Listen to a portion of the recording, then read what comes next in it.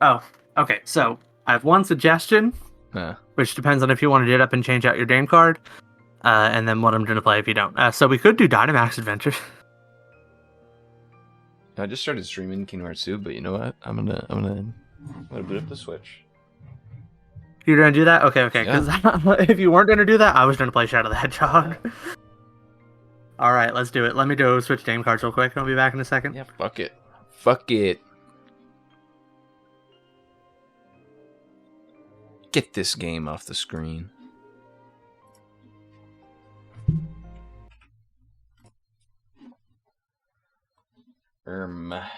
Let's see. Let's get this up there. Let's do this and do that.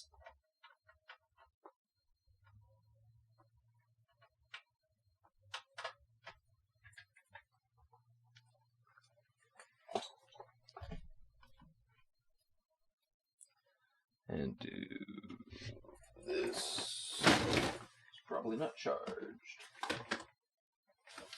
It is not. Let me get the charger.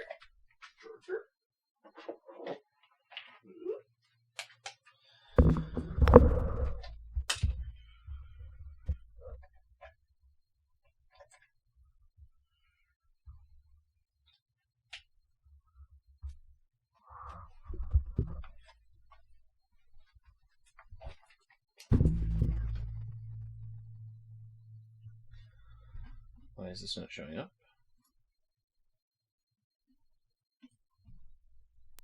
One of those things where it's like, yeah, grinding it out by yourself, not very fun. But, like, doing it with friends, it's, like, fantastic. Yeah.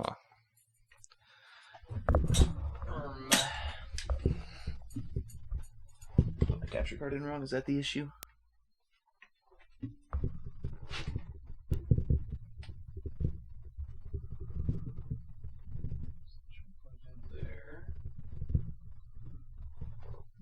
Yeah,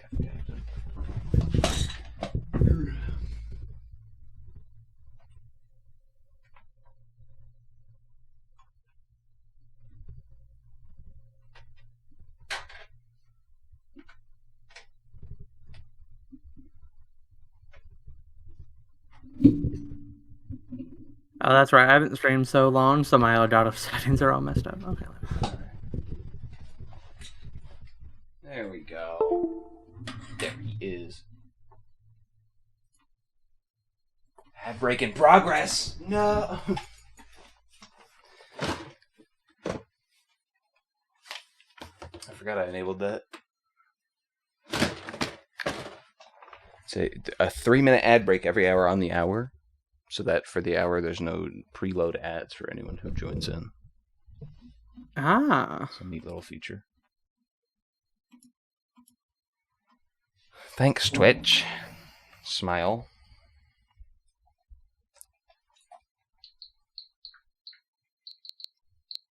And you know what? Because why not? I'm just going to start streaming and then fix my OBS settings. Is that coming? Why is that coming through the TV? It's coming through the TV and the... What the hell? So we're gonna make you invisible. Make the chat a little bigger. Well, good to see I still have it downloaded, is all I'm going to say.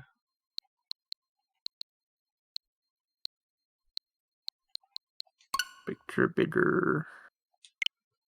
I still have a bunch of shinies in Sword, I think. Just because I don't use Home. Because why would I? Oh, yeah. Why would I?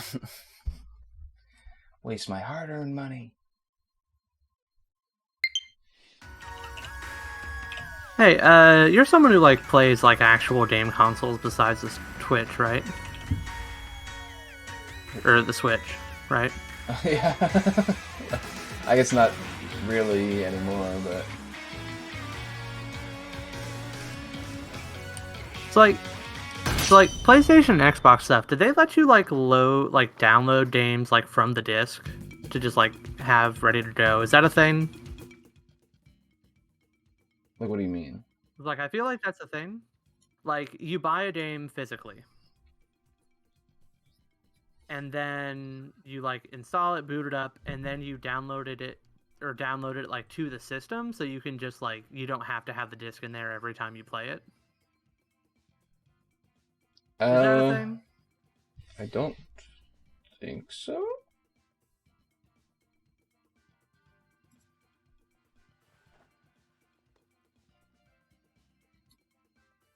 Could be wrong. Maybe on the PS5 and X1, but on PS4 you still had to have the disc inserted, for sure. Mm.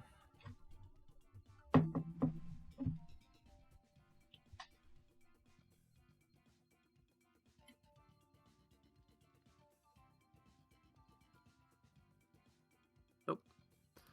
Okay, OBS settings are fixed, I think. Ad break ended. Your community is back. What community? Huh? What do you mean? Yeah, we stream into 0 viewers. We ain't got those like 2 or 3 no more. They're gone. They have forgotten us. I'm gonna go to my stream and see how it sounds. Actually, it's been so long since I've streamed through the capture card. Oh yeah, we'll probably want to turn that down for the Dynamax noises. Yeah, we'll probably want to turn that down. I was mostly just checking to see if you sounded good because, like, the way my OBS stuff Oh yeah, works, that's right. is that like filters you and the game through like the desktop. So when I lowered OBS so that the game wasn't blasting my damn ears out, I was making sure you weren't lowered as well. Oh yeah, that's fair. That's fair. It seems to be good though. Welcome to Pokemon Sword and Shield. Jesus. It's been a bit. Good to be back. See, the fun thing about doing Dynamax Adventures, as opposed to like I don't even know what the shit is called on Terra raid battles. Terra raid battles, is that Terra raid battles fucking blow. They're so bad, awful. And I'll say this about Dynamax Adventures: they're the better form of the thing. Now, whether they're like perfected form, that's up to debate. It almost feels like we're talking about like a Sonic game at this point. We're like, yeah, if they had improved this one thing that they already had that was pretty good, we'd be solid. Said they decided to remake it from the ground up, and it's ass. It's broken. It's god awful. Well, I'm good to go. My character was already standing at the Dynamax Adventures place. Mine too. I actually so I transferred over all my Sword and Shield Pokemon whenever home home connectivity was added. Mistake. Well, the cool thing about this is that since I have my Sword and Shield, if I need to EV train a Pokemon that exists in Sword and Shield, I can just home them over to that, EV train them really easy, and send them back. I still have 2 boxes full of shinies in Sword and Shield. Like I said, I am not porting this shit into Scarvo. That's fair. Because I don't fucking it's not even that I don't want to port it into Scarvo. It's I don't want to take the time to do it like all like manually because I don't have room because I don't want to pay for the service. Oh yeah, because you only have like 1 box. Yeah. So you would have to do it like 30 Pokemon at a time. Or less because I already have some Pokemon in there that are just sitting in there for now, chilling in there. Oh yeah. Because I wanted to shiny hunt them, but Scarlet and Violet isn't the game that's you can shiny hunt very well. Yeah. I will say the only good thing about Scarlet and Violet, like shiny wise, is that it feels really good to happen upon a shiny at random while you're doing something else. Yeah, and I agree. But the added layer to that is it doesn't make a noise or a notification or anything. It's just good fucking luck seeing it. And even if you see it, sometimes you might not recognize it, which is annoying.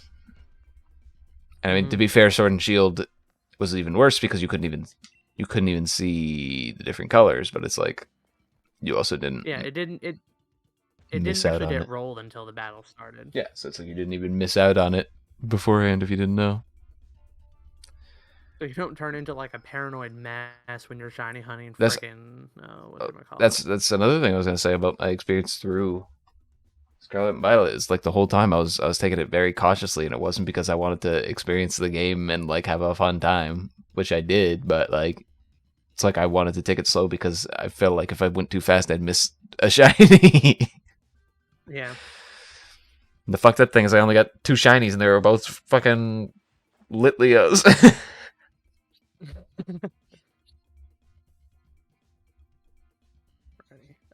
What we hunting first? Xurkitree? Cephalon? We could. I got Rayquaza, Pheromosa, and Zygarde. So we can do random. Yeah, let's go random. Because I don't think. I was actually doing some of these the other day because I wanted to get a Tornadus. I needed to soft reset for one. But I never found one. Alright, so let's link code first and then invite. Or it might be a others. shiny Ditto. True. What's up, Noah? Our boy is in the chat. I was talking to Noah the other day. You know what he told me? Oh, I'm sorry. What? He told me he hasn't talked to Kyle in 4 months. I said, what? Wow.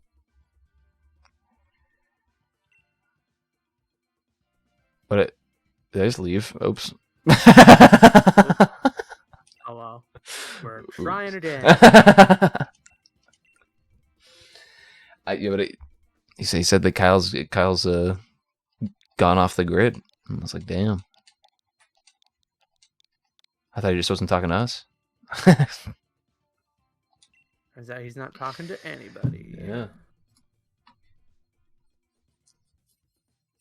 But he does have a GitHub.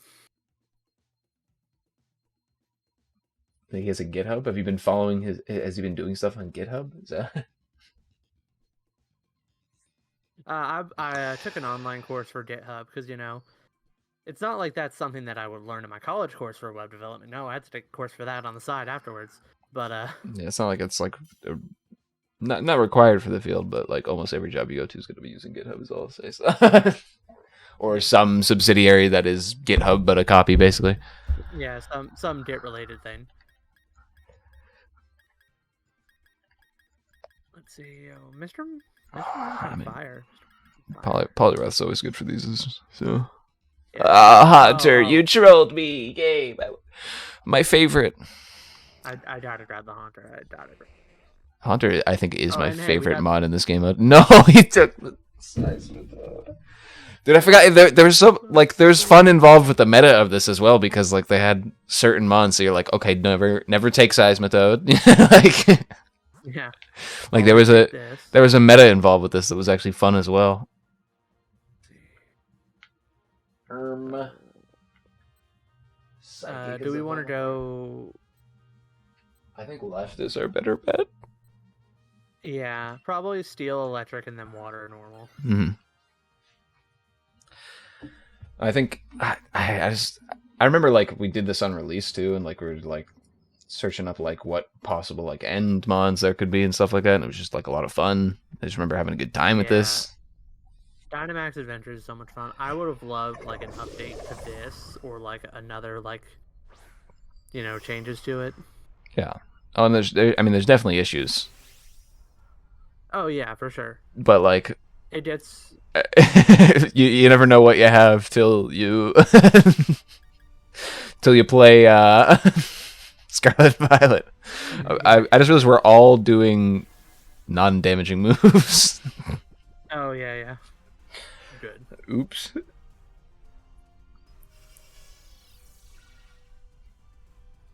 I mean, I expected it from Seismitoad because he doesn't have any damaging moves, but Hey, he's got like freaking what's it called? Liquid voice or whatever, echoed voice. Yeah, he has some ground move as well that I think is ass. I think that's it. It's actually baffling to me that Polytoach is better in the like who designed this? Hey guys, Emperor Palpitoad here. even without Eevee, don't even bring up Emperor Palpitoad. Oh yeah, oh, yeah. We got Echoed Voice and Sludge Bomb. Yeah. Oh yeah, that's right. I forgot about the kind of stuff he got into. Yeah, Emperor Palpitoad. Yeah, he went off the deep end. Like,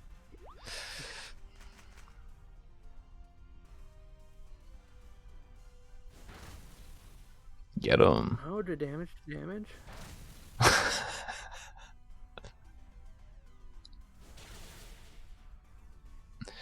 Sheesh.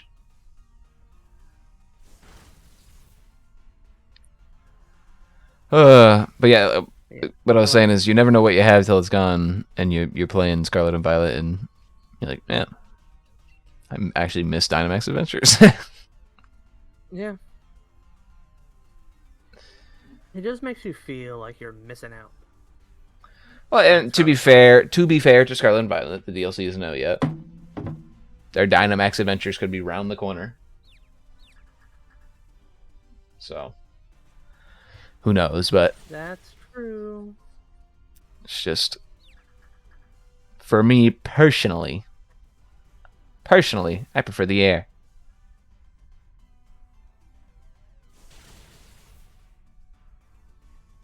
Yeah, you do. Can't deny. Thanks for the commentary. Yeah, you do. Can't deny. Can you tell we haven't streamed in a while? Whoa. So my life is fried in my brain. True. Yeah. You know, I've been still trying to play a lot of Pokemon, and it's like, it's really hard to tell what it is that's making the experience so like miserable compared to what it used to be. Mm-hmm. Because like part of it very well could be that Scarlet and Violet is doo-doo butter. You know, doo-doo butter in the pancakes or whatever. Yeah. But there are also other factors in it. Because like for a lot of Sword and Shield, I was also like streaming it a lot of the time. Yeah. Which I'm not really doing in Scarlet and Violet anymore. Mm-hmm. This definitely ties into the fact that it's bad, but I was also playing it a lot with you guys, even like in addition to playing it on my own. Who should take this, me or you? I'm good without it for now. Okay, I'll take it.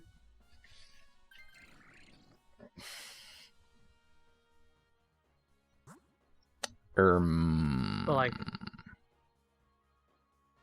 I think electric. Yeah. Because that'll give us an item. Yep, and I think it's just the better path as well.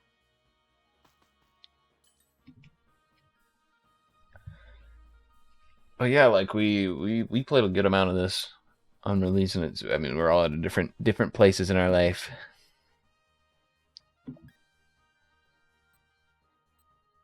Let's see, what do I want? I'll take the Citrus Berry, right? I'll take white glasses. Yeah, we're all just at different places and living different lives almost. But it's been quite a few years. Yeah. But then there's also one other thing about it where I have gone to an in-person event for Scarlet and Violet.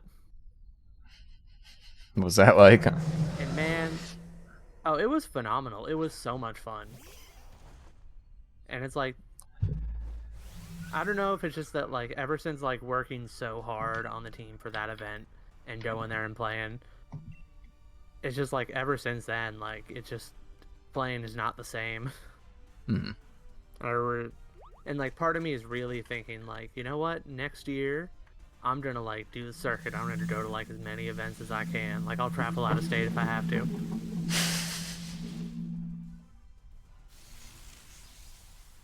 Because, like, playing in a real event is so much... It's so different to play against, like, actual people in a best-of-3 setting when they're, like, across the table from you. Yeah. It's like, it's like electric. A little rude thing to say, but, you know. I'm talking about competitively.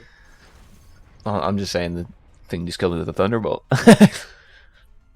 Oh, sorry. I didn't realize I was being so insensitive. Well, I guess I'll Dynamax then.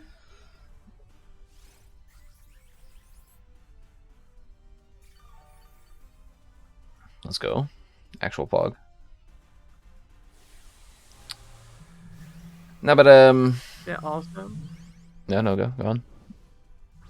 Yeah, I was just gonna say one more thing is that this is a hot take, so it's a good thing there's no one in my chat. But I think Dynamax was a much more fun mechanic competitively than Terastallization.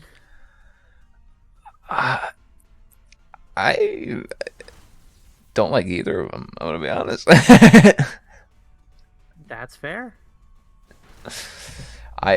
But to be fair, I also don't like super evolutions either, or whatever they're called. Megas. Megas, yeah, I don't like those either.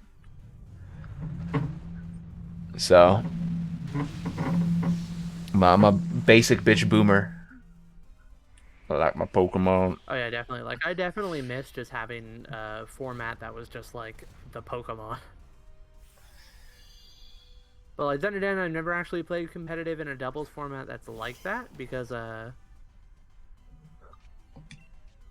didn't play competitively back in Generation 5.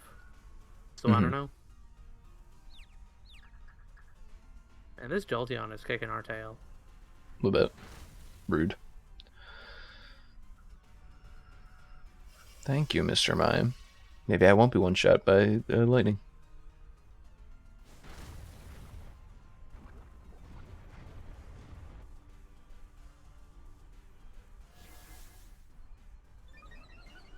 Oh, but bonus effect of using coaching while somebody's Dynamaxed. We don't have to wait through the whole... Never mind. I joked. Never mind. We do have to wait through all of it.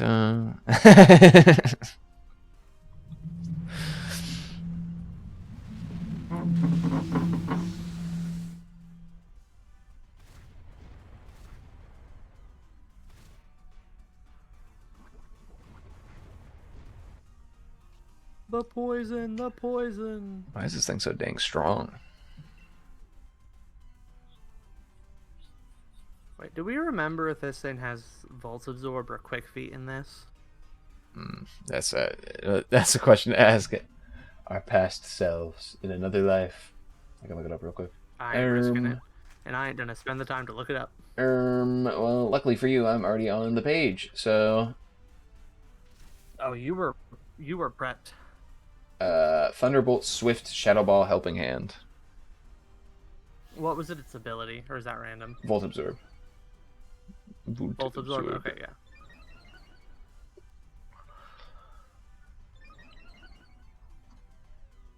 And here's a list of possible mons we could be facing at the end. If we make it there. Past this Jolteon. Mewtwo.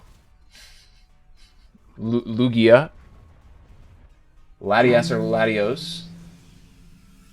Uxie Mespredator. Azelf. Cresselia. Xerneas. Tapu Lele. Solgaleo or Lunea.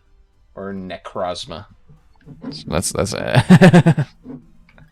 that's our options. Actually, I kind of need a Cress, so I hope it's Cress. Just attack and hopefully we kill it this turn.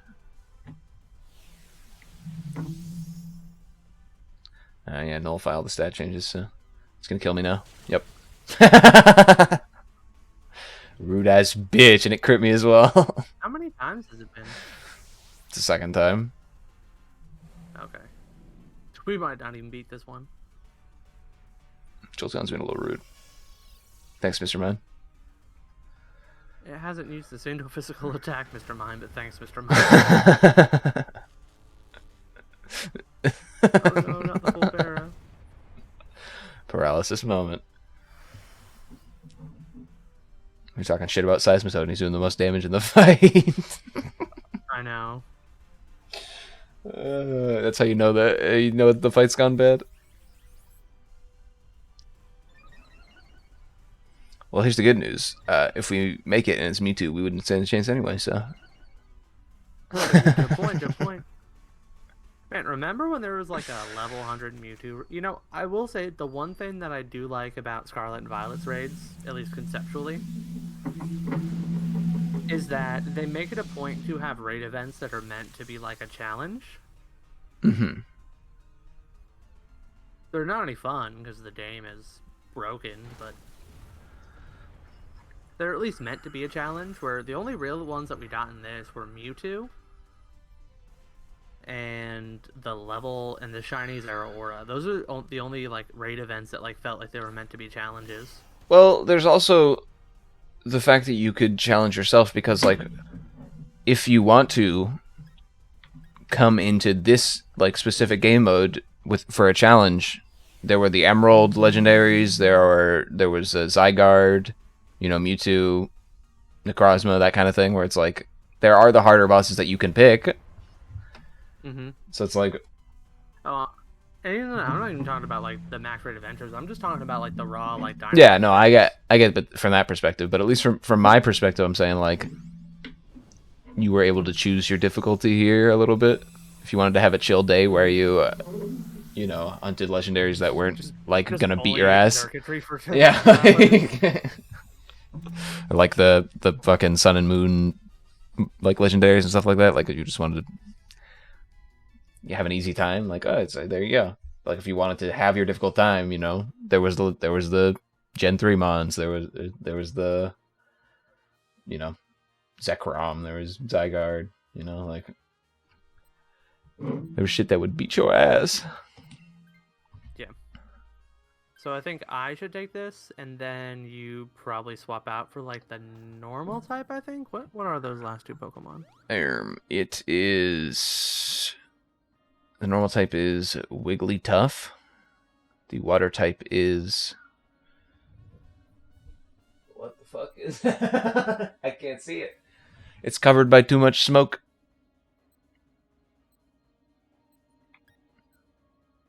It's we're going Wigglytuff. It's Octillery. It's Octillery, who I don't remember very much about them in this game mode. I'm assuming they're not good though. I think he's not great, but he's got a decent move pool. But Wigglytuff is probably better. Yeah.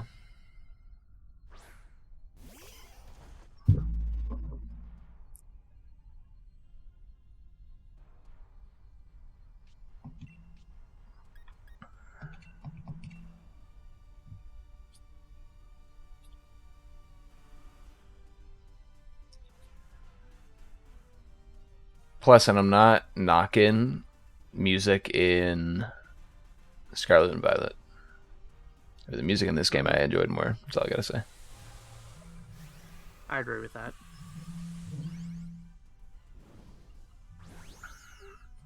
I mean, this game had Toby Fox doing some songs, To be fair, Scarlet Violet also had that, but that's true. Here's the thing: in Scarlet and Violet, Toby Fox had like the best songs. In Sword and Shield, Toby Fox had some of the best songs, or like he only did one song for Sword and Shield, didn't he? Yeah, he did one in the Battle Tower. I don't even know if it's the main one, but I forget. Yeah. So in Scarvo, Toby Fox had the best songs. In Sword and Shield, he just had one of the best songs. Mm.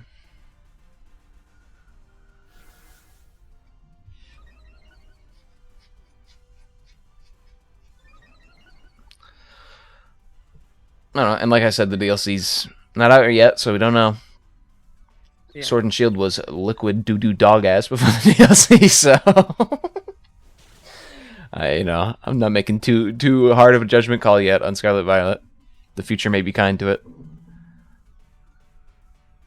I don't know. In Sword and Shield, the menus felt real good. Yeah, the menus are a lot better in Sword and Shield. Stop helping handing me.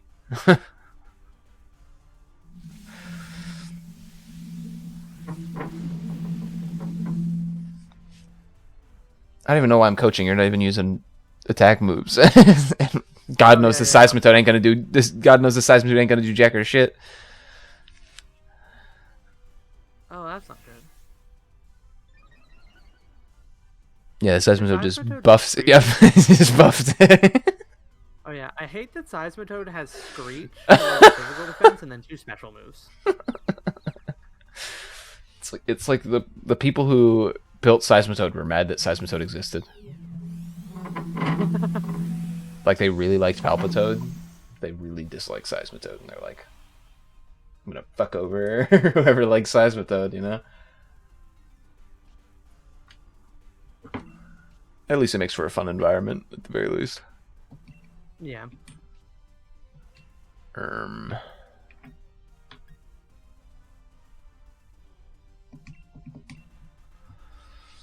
I'll just do Body Slam. Hey, and a new One Punch Man chapter just dropped. Yeah, I read the Japanese version today. I don't know if they translated it yet. Yeah, Atomic Samurai versus Kane, it looks like, is what the blurb on my app says.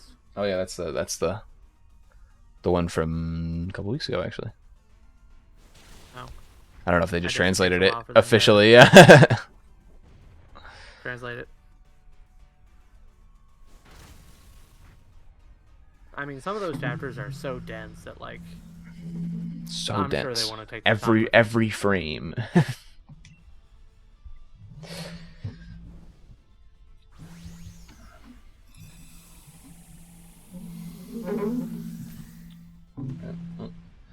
Oh yeah, so I guess just a little One Piece aside. How do you feel about them just skipping over Egghead? Yes, yes.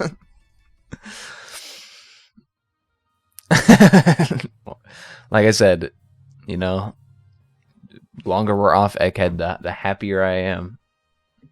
So the fact that we have less Egghead to deal with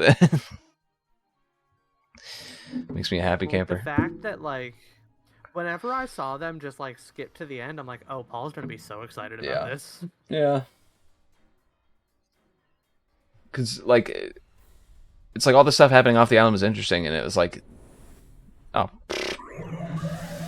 It's like a veneer of, like, we have to get back to the island eventually, and I'm like, oh, I don't want to fucking go back there. Has Psychic, Dazzling Gleam, Nasty Plot, and Facade with Levitate. So. Okay. So, I think I just click Shadow Ball till we win. Yeah, I think I just Dazzling Gleam. Oh yeah, you know what's really sad is that Azelf, Uxie, and Mesprit have brand new moves, and I have not even felt like obliged to try them. As a crit, yeesh. Critical hit on Seismitoad, yeah. Yeah. Oh no. Seismitoad. Oh no. I'm gonna lose to a fucking Azelf, bro. How embarrassing. NPCs count. I forgot about that. How embarrassing. If we lose to Azelf, really, we lost to Jolteon. Let's go, Mr. Mime. Clutch. Good damage.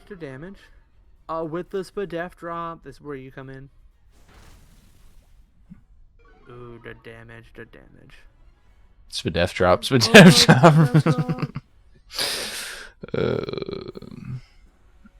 Oh, yeah. Forgot about this feature as well. Great Seismitoad's here, guys. It's here to save the day. At least in Dynamax Adventures, it feels fair when they pull out like a second move all of a sudden. Mm-hmm. Well, it also like doesn't feel like you're mashing the fucking button hoping your moves get in before theirs. And not understanding what's happening because everyone's game is at a different state for some fucking reason. Yeah, God, it makes me so upset. It's just bad. It's like trying to do them with other people is miserable, but trying to do them by yourself is also miserable. They're just two different kinds of miserable. Yeah. Like, it is fun to, like, put the work in to figure out, like, okay, out of the Pokemon that I have available, do I have one that can beat it, that can solo it? And if I don't, how much work would I have to do to get, like, one that could solo it? Yeah, it's not fun to put the work in to get one that can kill it. Is the issue. Yeah. Oh no. Oh, it hit me. We might win. Let's go, Sludge Bomb. Let's. Yo, we did it. Self, more like get shelved. So true. What piss ball do I put for this Pissmon? I don't even remember what shiny looks like. It's like pink. Yellow. Right? Yellow. Ugh. I think all the lake spirits are yellow. Could be wrong. Yeah, it's like golden, actually. Goldish yellow.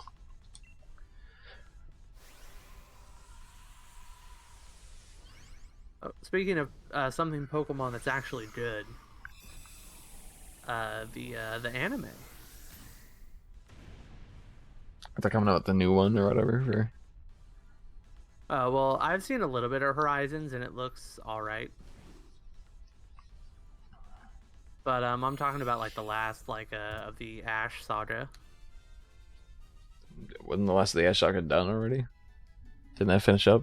It's been done in Japan for ages, but so the last stretch of Journeys was released like last month or a month or two ago. Okay. And we're just now getting around to watching it, and then next month the kind of like little episode stint of like, hey, we're going back to Kanto and we're gonna do like some fun stuff to just like close out the series for fun. Mm-hmm. That comes out next month in September. All right. But yeah, so I got to watch Wait, like the last. You're like, saying arc you're saying a Pokemon thing is going back to Kanto? Really? They wouldn't do that. I know. Never would have guessed.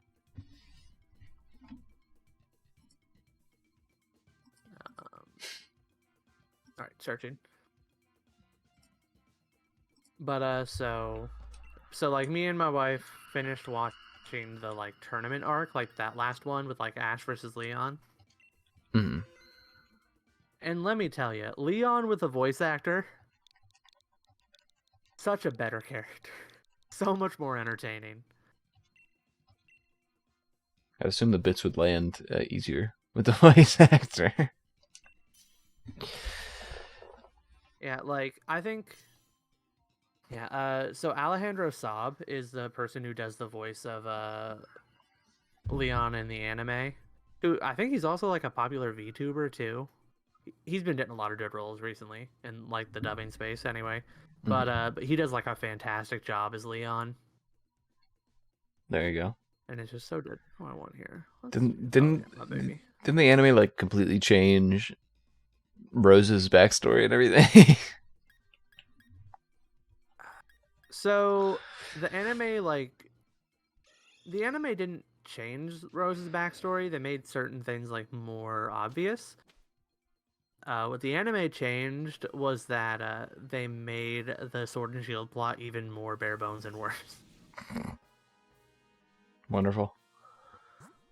But they did that because they did not care about it in the slightest. Who do we got here? Flying type. Oh, it might be a Tornadus. I hope so. Ghost Electric Normal? Sounds good. Or do you want to try and get the Shiny Bug voice? No, I already have all the shiny bugs that are present here, so. Okay. Oh, yeah, I'm good. Right. But yeah, so like the Sword and Shield plot, they had like a couple little bits of setup in like the early parts, but for the actual thing, they breezed through it in like 4 or 5 episodes. Oh look, we're playing with like, yep, we're playing with 2 kids from fucking Grape and Orange or whatever Academy. They knew the whole time.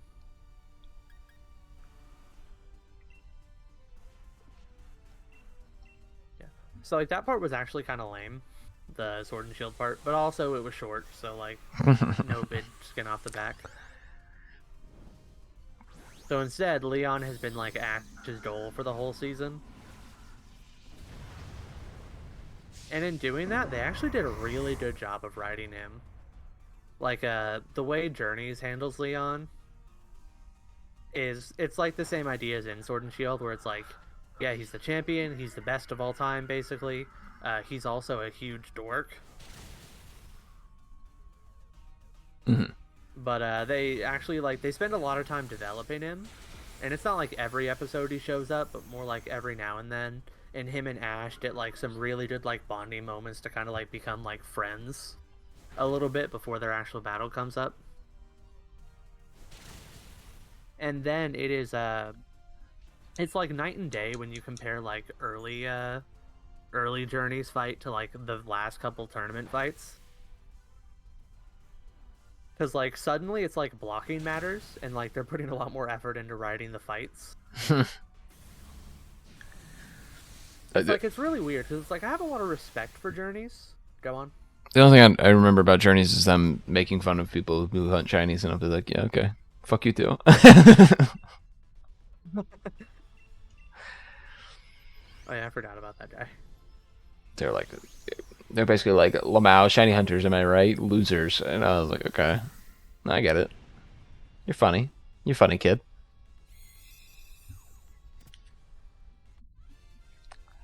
The thing about the Journeys anime is that if it doesn't care about something, but it has to go through it, it'll go through it. But you can tell it doesn't care. So like most of the fights in Journeys aren't that great. Like the writing around the fights is great, and like some of the animation will be all right. But like you can tell that that's not what Journeys is here for. Like it's here for the little stories around the fights a lot of the time. So like every now and then you'll have a really good one, but for the most part you can tell that that's not like their focus. Electric. Oop. I accidentally selected bug, but yes, electric. My controller dropped. You accidentally selected bug. Wait, the why did it go my way? Wait. It's a 50-50 shot. Damn. I thought the AI selected with you. So I was like, we're fine. My controller dropped and selected bug. Hey, we got electric though. Smile. Oh, hey, we started out electric.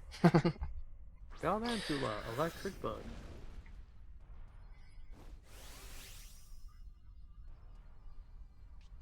Yeah, so a lot of the battles, Journeys just could not care less about.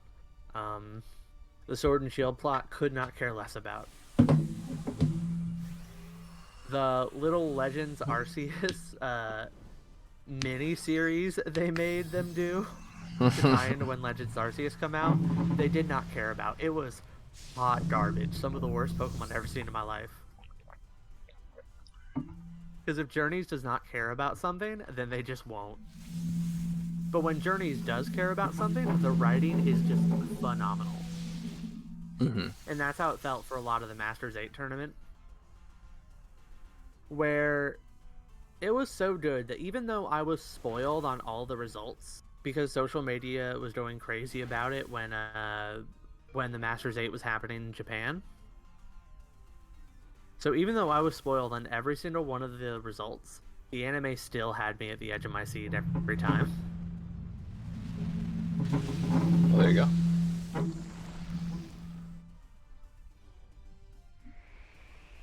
And specifically like the final like Pikachu versus Charizard, like Ash's Pikachu versus Leon's Charizard portion of the fight. Mm-hmm. The animation goes hard for that. Like it is like a completely different anime for that animated portion. It is absolutely fantastic.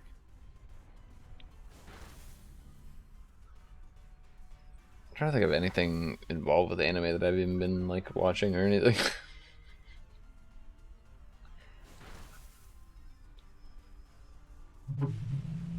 I know we haven't been talking much anime here recently. I think the stuff I have been watching has been like a little out of your. Yeah, I mean, and the stuff with anime that I watch is like not the recent stuff usually. Yeah. It's a lot of the older stuff.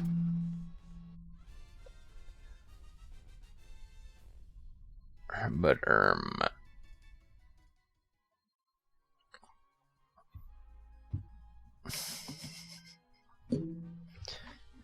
don't think I'll eventually do.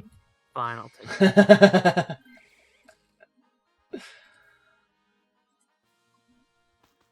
But however, when it comes to manga, I feel like there's a couple more interesting things to talk about. Man, I fucked this over.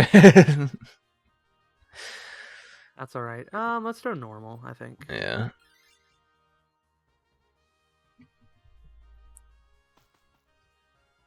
See, I mean, manga and anime are two sides of the same page.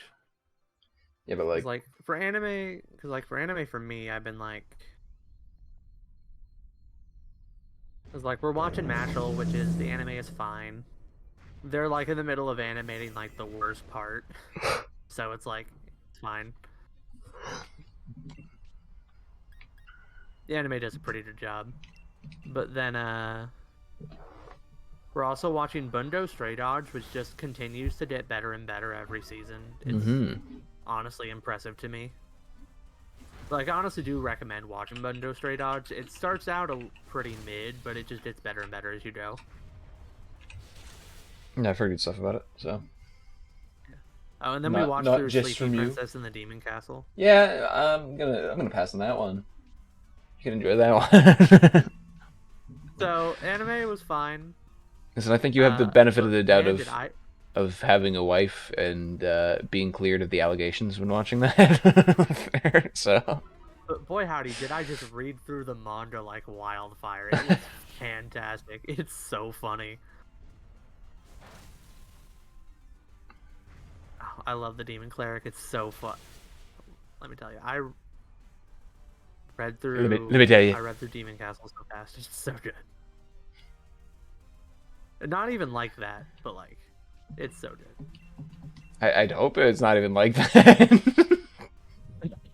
I fucking hope so. I sure hope it do. It's like, you need to clarify. Stop putting me a little on edge. There are some things it's really good at, like not just comedy. Like every now and then the plot will sneak in, and it'll have these quiet moments of like profoundness, and I'm like, oh, this is a really good comedy manga. Fantastic. Well, speaking of oh really, yeah, and oh, go on. Oh no, you were still talking about it. I don't want to pivot the conversation. I was gonna move on to a different manga. Oh, I was gonna say speaking of really good comedy manga / anime, have you seen Gintama? Have you looked at it? I have not yet. We should. It is so good. I was thinking about it the other day, actually, though. I don't know if all of it is dubbed. Like, genuinely. Because it's from the era before 16:9 for, like, the first half of the series. Oh, yeah, so it was before Funimation had their fingers and everything. Yeah, so I don't know if the first half is actually dubbed or not. That would be funny. Rubber chicken. Rubber chicken. Oh god, the lighting on this is awful. Look at that ball craze, it's terrible. That's a good thing to think about. I think that was really good. If you can find it available at dub somewhere. Like my only complaint about Gintama, and this is a complaint about every single Japanese comedy anime, is that sometimes it makes references to Japanese pop culture, and it's like, well, I don't understand this reference because it's Japanese pop culture, and I'm not Japanese. Okay, no. Be right back. I'm taking a ride. All right.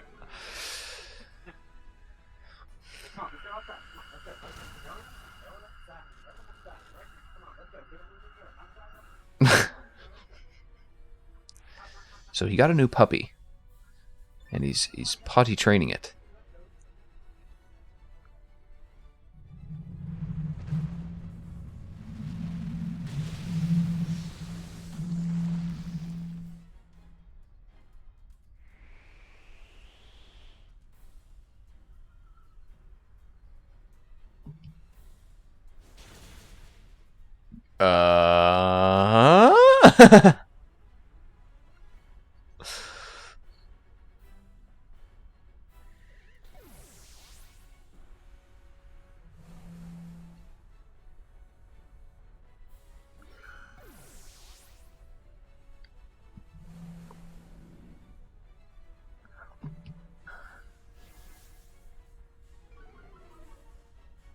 Don't like that.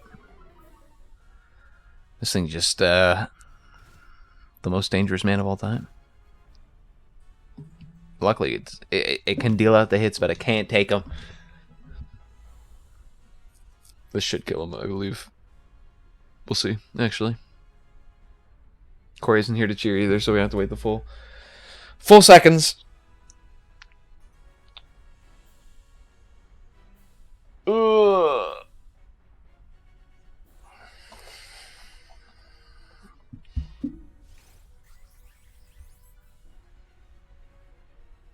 Let's go.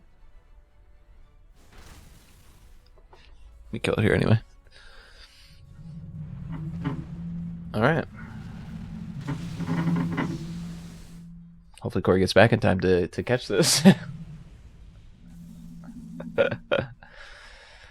Alright. So if you've never seen the rubber chicken mon, if we get shiny Moltres here, you'll see it. It's funny.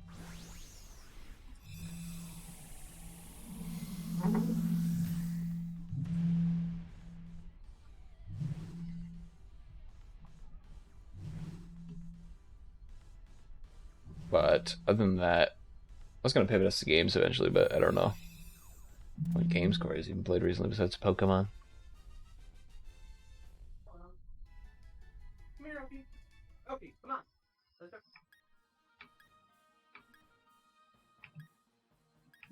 No luck.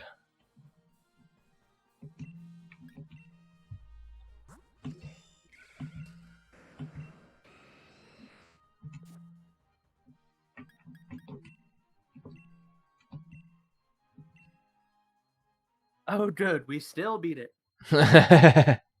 You missed the turn where it literally did one attack and killed two of our people. Oh, good. We still beat it. Yeah.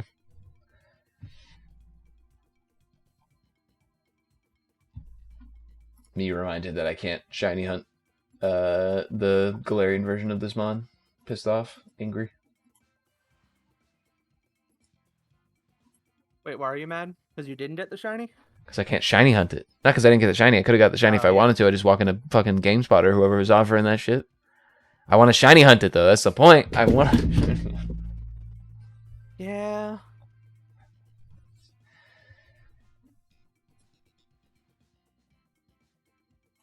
I really wish Pokemon would just let you do multiple files more easily. It's not multiple files. Just stop shiny locking shit. It's annoying.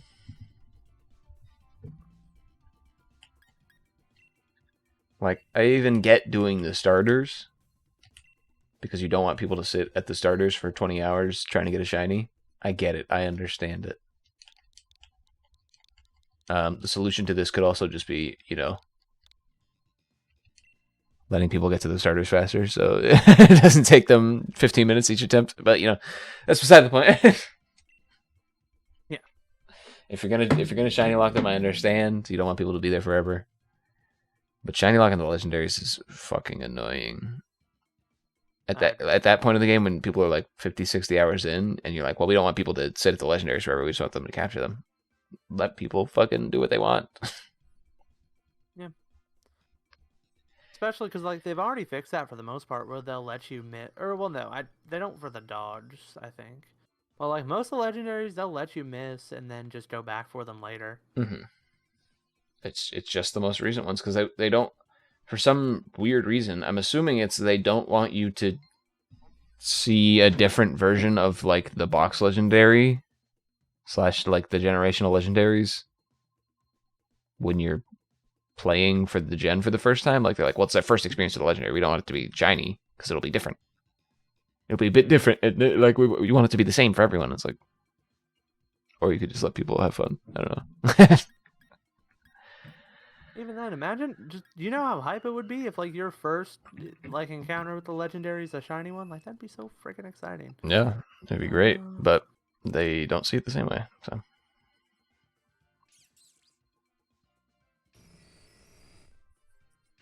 Lame. Anyway, do you have anything else to say about Gintama? I know I kind of had to run away on you there.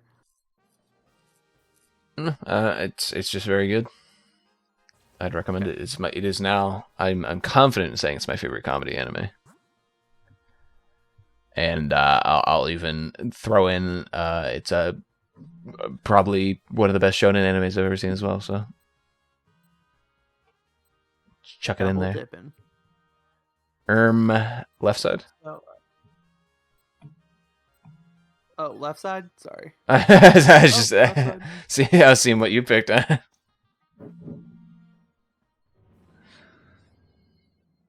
Getting one of these shinies is always good, no matter how many you have. Oh, is it because I left Zenny on the other side? Okay, I'll grab him.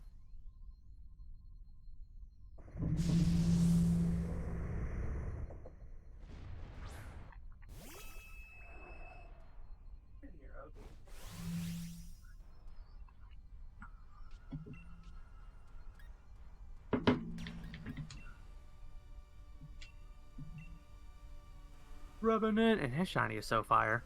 Yeah. True enough.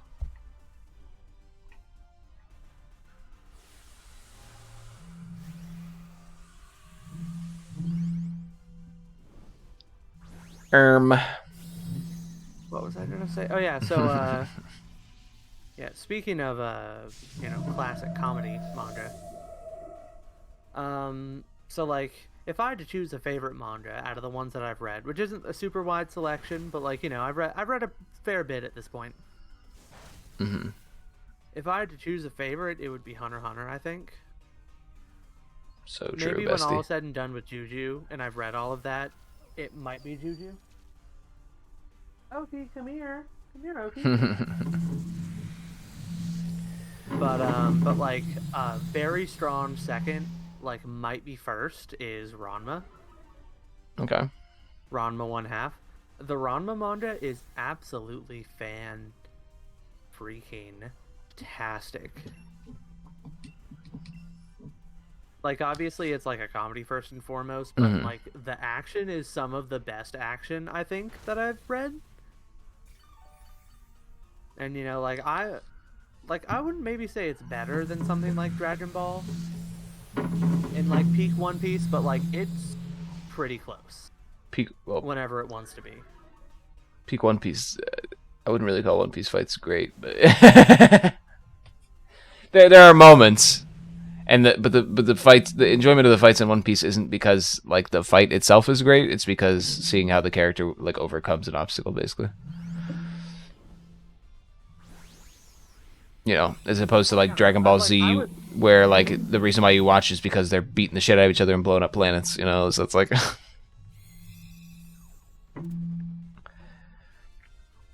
It's like One Piece. Every single fight is Luffy Big Punch. So. That's true, but I would say that like, especially reading the manga, some of the fights are just exceptionally well drawn. Mm-hmm. No, I mean it's at least for like a certain section of the series. Like I said, it's how they overcome the obstacles in the fights, not like the fights themselves. Which is why you'd watch something like Dragon Balls or the fights themselves. Yeah. What was I saying? Oh, yeah, so the action Ranma is really good. It's also funny as heck, and the gradual sense of character development,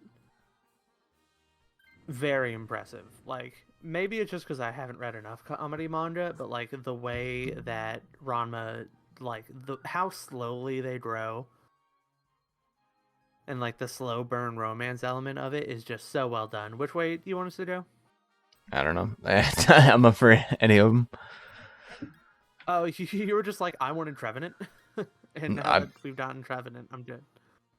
I was just saying, I think I didn't know which path we would go at the beginning. That's why I was like, I was gonna die. I'm not a path man on this one. I'm not paying attention to the paths that well. That's fair. I don't think. But you know what? This one was worth it. It was worth it.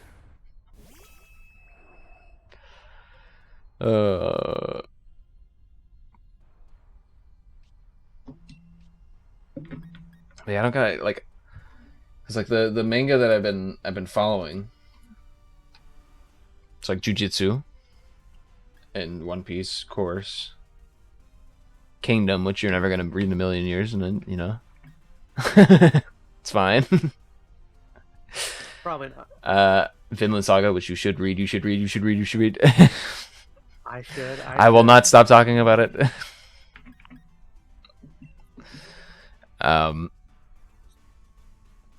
And then like Spy X Family. which is still very good. Oh yeah, I should probably. Anime is so good. I'm really debating on whether or not I should read ahead in that. Spy X Family is the only modern Like, manga I've stuck with, is all I'll say on that front. So, oh dang. well, besides Jujutsu, I guess. Jujutsu almost doesn't feel modern as much anymore. It's been going on for a while. But I guess technically it is modern because the anime's still like only a year or two out, I think. Yeah. I mean, even then, the manga is still pretty recent for Juju too, isn't it? Like, Yeah. It just feels like it's been around for a while, so I'm just like, yeah. it also feels very classic. Like, Yeah. reading Juju, like the vibes are so like in sync with Hunter x Hunter for me. Yeah. Have you read like some of the like author stories after the chapters? Like where he just talks Oh, about like like whenever, like yeah, I a think my favorite was the one I remember most vividly, at least because I don't know how many of them are actually on like the Jump app, but like the ones I remember most vividly are when he's like, now in this chapter, some of the Kyoto school students talked smack. And it's all fun and games, but remember that in real life, don't talk about a girl's pores. the It was one something like that. the one that I remember is the one where his editor made him go to like a mangaka party or whatever. And like it was a bunch of mangakas like chilling and stuff, and he's talking to them, and he's like talking to them like, and he's going around being like, "No, I copied like my thing isn't that great. All I do is copy scenes from you and like that kind of thing to like all the different mangakas." And then he got home and he's like, "I hate you, editor," and he's like, "You have to make it up to me." He's like, "How do I make it up to you?" And he's like, "Buy me a Hunter x Hunter phone case." This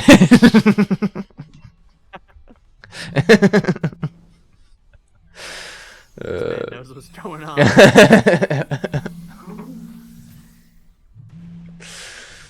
No, Juju. I love Juju. I love the author. Do you know the author of Juju? Fucking he hates what's his name? The fucking pretty boy. Satoru Gojo. Oh, he hates him? Yeah, he absolutely hates him. That's right. I think you should hate Goku. He's like I've written this character and I absolutely hate him. It's funny as fuck. That's fair. Gojo's very hateable.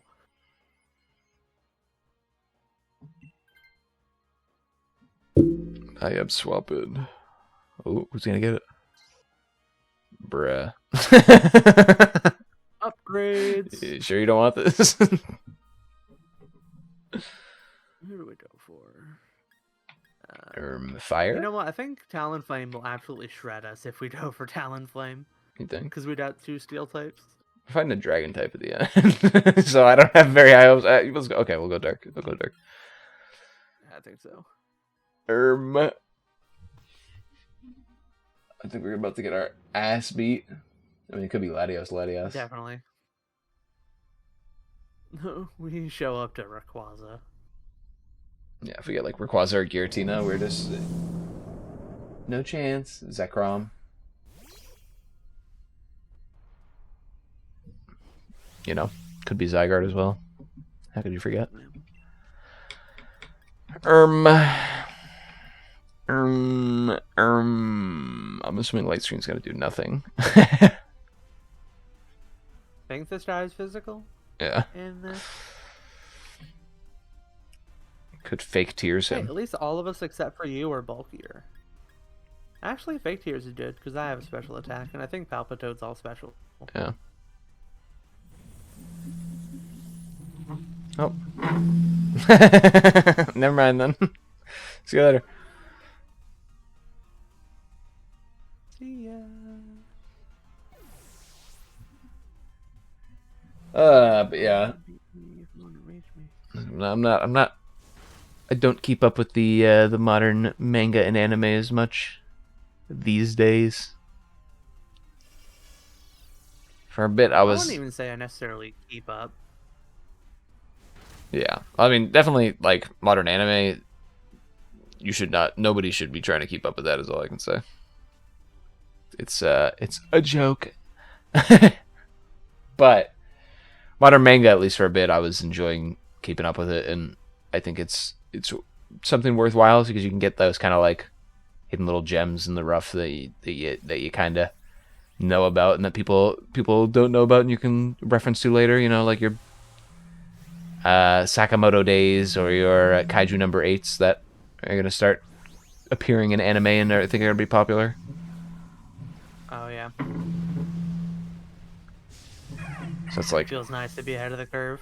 well, it's not even feels nice to be ahead of the curve. It's like feels nice to kind of be in the ground floor of the series as it's developing and like watching how it kind of goes out. Because for a lot of the series that I like, I wasn't there at the cutting floor for One Piece and like Hunter Uh x huh. Hunter. It's like I read all that shit after the fact, so it's like, It's like now it's like the next time that you're there for the big thing, you want to kind yep. of.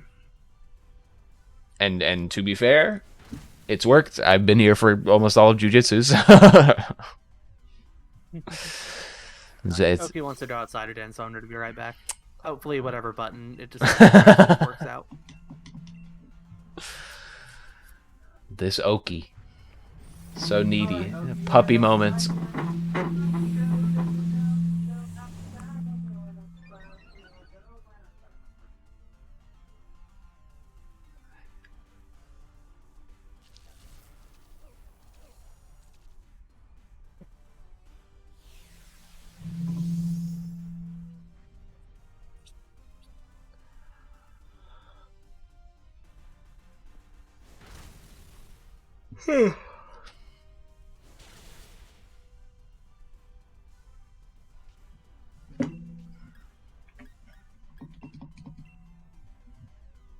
I'm able to kill it this turn, actually.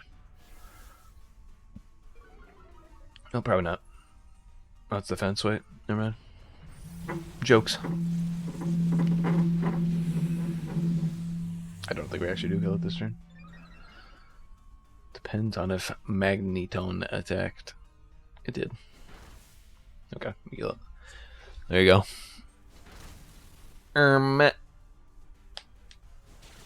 There we go. Get one of these shinies. Actually, I'd actually be losing my mind for. I do. I do. This Pokemon does put a smile on my face.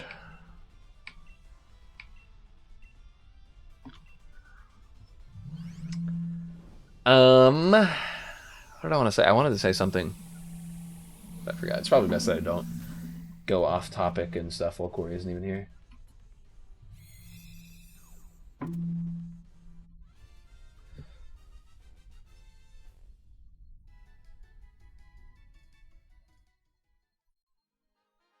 But oh well. Oh, Cory's taking it. I think Cory's just mashing the A button while looking away.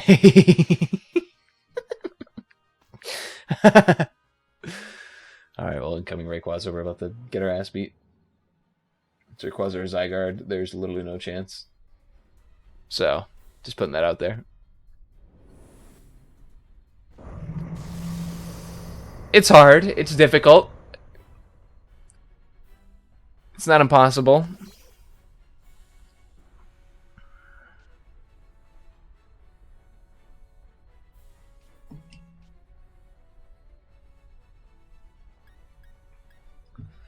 I'm actually gonna look.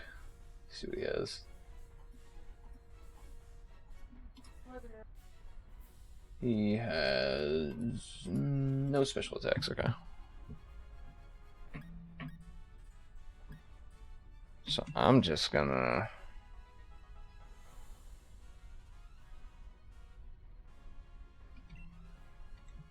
Yeah, because Core's all physical. I'm just gonna substitute.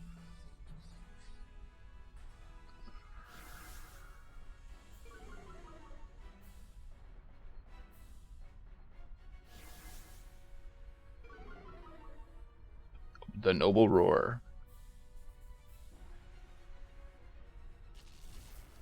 Whoa, Magnet Rise, bro. Uh, Come here, Doctor. Come over here.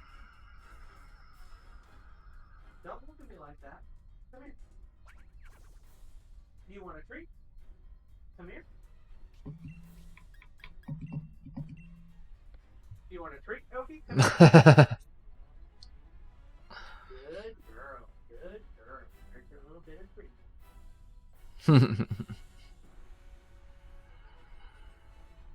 Hey.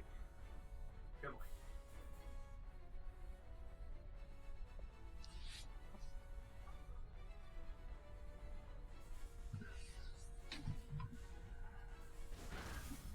Alrighty, I'm back.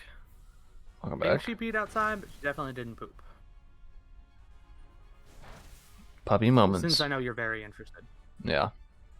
Thanks for telling me. Finally, my sister's dogs are finally out of the puppy phase where they usually pee and poop in the house, so. One of our dogs is still like marks his territory and everything, and we've been trying whatever we can to break it, but can't. So I think it's going to be hard to get Oki out of it. Mm-hmm.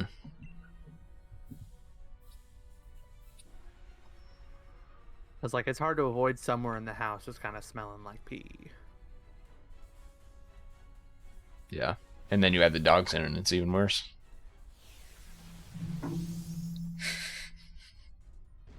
Nothing, not even laughing at it.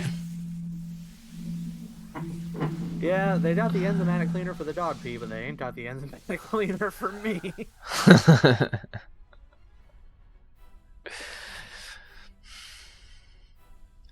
At least Oki's, helping out by eating your poop. Yeah. I shouldn't be leaving my own around.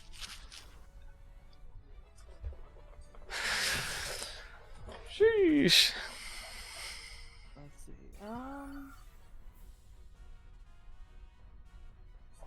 I'm trying to think, because what else have I been reading? Cause,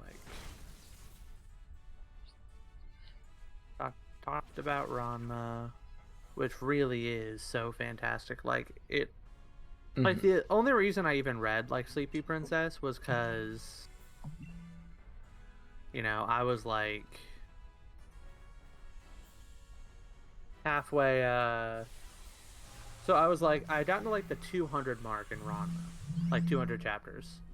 And I'm like, this is so phenomenal. I'm having so much fun with this. I don't want it to end yet, so I'm just going to take a break and, like, maybe, like, try out a couple other random things on the Viz app. And so, like, because of that, that's why I tried out Sleepy Princess just on a whim, and it ended up being really good. But then, like, I got caught up on that, and then I went back to Ranma, and I'm just like, oh yeah, Ranma's phenomenal. Like, 10 out of 10. I might even like it more than Hunter x Hunter. That being said, though, I'm also feeling the itch to reread Hunter x Hunter. Like, watching Juju every week, I'm wanting to go and reread Hunter x Hunter. Yeah. I'm a damaged person. I did a little recently as well. We might beat this. Yeah. Definitely not the worst dragon type we could have rolled up on, so. I don't remember what Zekrom did you... I forgot. Did you ever read Mashal? Because I know I was telling you about it. I haven't gone back to read it yet, no. Because like I said, I read it once before. That was back in my reading new mangas era. I was like, eh. But I will say that from my perspective, at least, as soon as you're through, like, the first, like, actual, like, shonen feeling arc, that is so super basic, bare bones, obvious sauce, which I'm pretty sure is where the anime is gonna end. But once you're through that, I think the quality goes up by a pretty good. Why is there one man named Adolf Hitler spamming a Darboder max raid? What has happened to Sword and Shield while I was gone? You don't know him. He does a lot of shiny raids, you know. Oh yeah, that's right.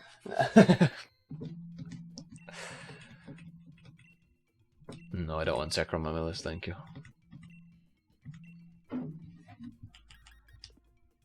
I think another thing that kind of turns me off from Mashal a little bit is it's a bit of a parody. Not like directly, but it's definitely like inspired a bit by Harry Potter. Mm-hmm.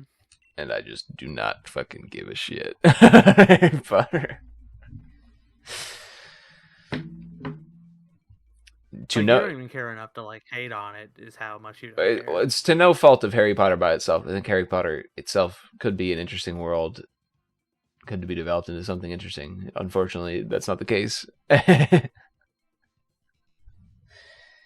Really not. So because it's a parody of that, I'm just like I'm already coming with a veneer of like cringe. I think that's very fair. I will say that I do enjoy making fun of Harry Potter fans at every opportunity that is presented to me. At this point, if you're a Harry Potter fan, you're not a good person. So, like, there was a point where it's like people were Harry Potter fans while still like being understandable. Yeah, and up to this point, if you're still a Harry Potter fan, you gotta get that shit checked out, brother. Like, you gotta do something about that.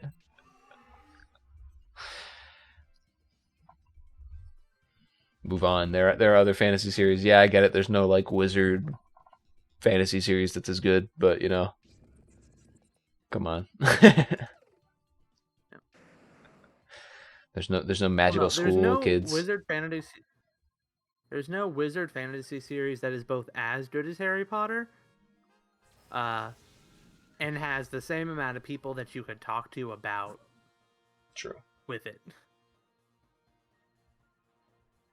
Like in the damn Dialga raid? Is this what this is? Probably. So we should go left so we can get the ground type, I think? Or should we go for the fighting type? Left it is. I go with left. It's either Dialga or Solgaleo or Celesteela or Kartana or Stakataka. Stakataka. So it's one of those 5. I do like Stakataka. Okay, what's wrong, baby? Come here.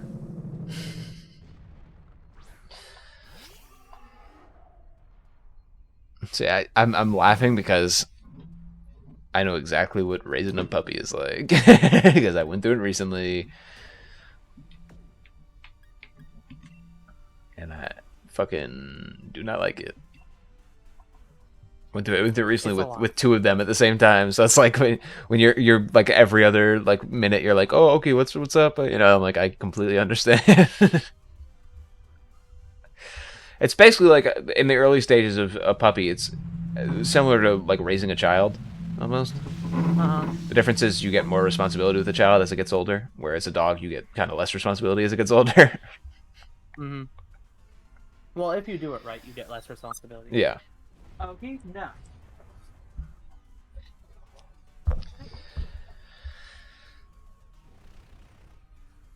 Problem is that poor Lupin, Oki will chew on his ears too hard. Little pooper, just excited to play. Yeah. She's a little wretched thing.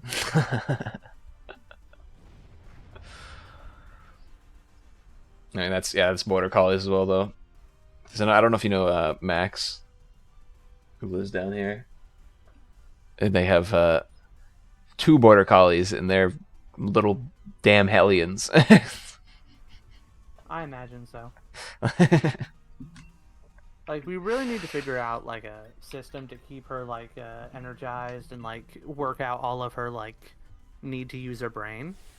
Mm-hmm. And Alexa's like, yeah, we'll figure it out, and I'm like, I think we really need to like make sure we figure it out. Oh, for sure. You need to think about like have you even, I don't even know if you guys have like trainers around you or stuff like that. I'm sure there are, but we can't afford them. They're probably way too fucking expensive because my sister has expendable income. I mean, no doubt she bought 2 purebred poodle pups. But as she was raising them, she like did like a like a training test for what they could do, and like they were like, oh, here's what your dogs like, here's like good activities for your dogs, and like one of them's like really good at like sniffing out stuff, so they're like hide like treats around the house and like to give them incentive to like look around and find them, and then another one's like really good at puzzles, so it's like, you know, put down puzzles and stuff and like have her kind of solve them and stuff, so it's like that was kind of an interesting thing in seeing them kind of be like suss them out like that and give you like a little look into how you can kind of distract your dogs a little bit and help out. Yeah. So I know I've been trying to do the hide treats around the house thing for him, because like specifically with Zenny, the little one, to try and get him to stop peeing on everything. The way we're trying to fix that is to use enzymatic cleaner on all the spots he pees on, to clean that up, and then we'll give her treats, or give him treats like in those spots. But the way I'll do it is I'll basically like empty out the room, clean up the spots, hide treats around, usually in those spots or around those spots, and then I'll bring him in there. I'm like, okay, Zenny, forage.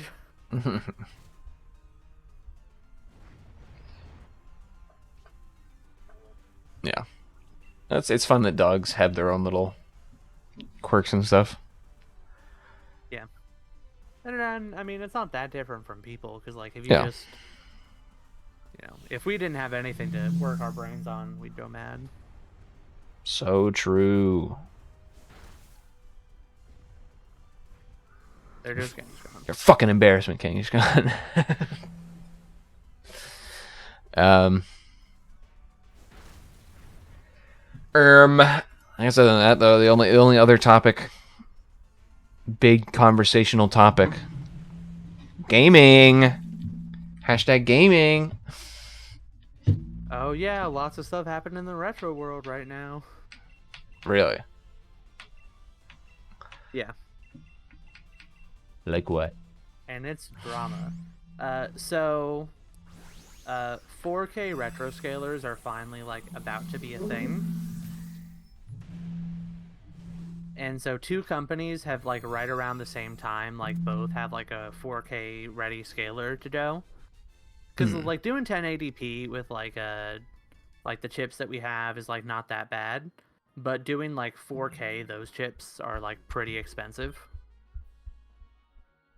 So there's one on the horizon that's like, he says like, assume that it's going to be $1,000, but like be pleasantly surprised if it isn't. And then the other one, which is looking at like for the most basic version that only has HDMI input and you can upgrade it later, that one is going to be like $400, and then there's like a $500 one if you want like the analog inputs. Which one did you go for? That's going to be $500. Well, neither of them have come out yet. They're still like early days. It's the RetroTink 4K and the Pixel FX Morph. But the thing that kind of sucks about it, because like both of these devices could very well both be out at the same time and have like a healthy relationship with each other. But instead, the Pixel FX crew has been like throwing shade left and right for no good reason. They're just like, yeah, this RetroTink, it's way overpriced.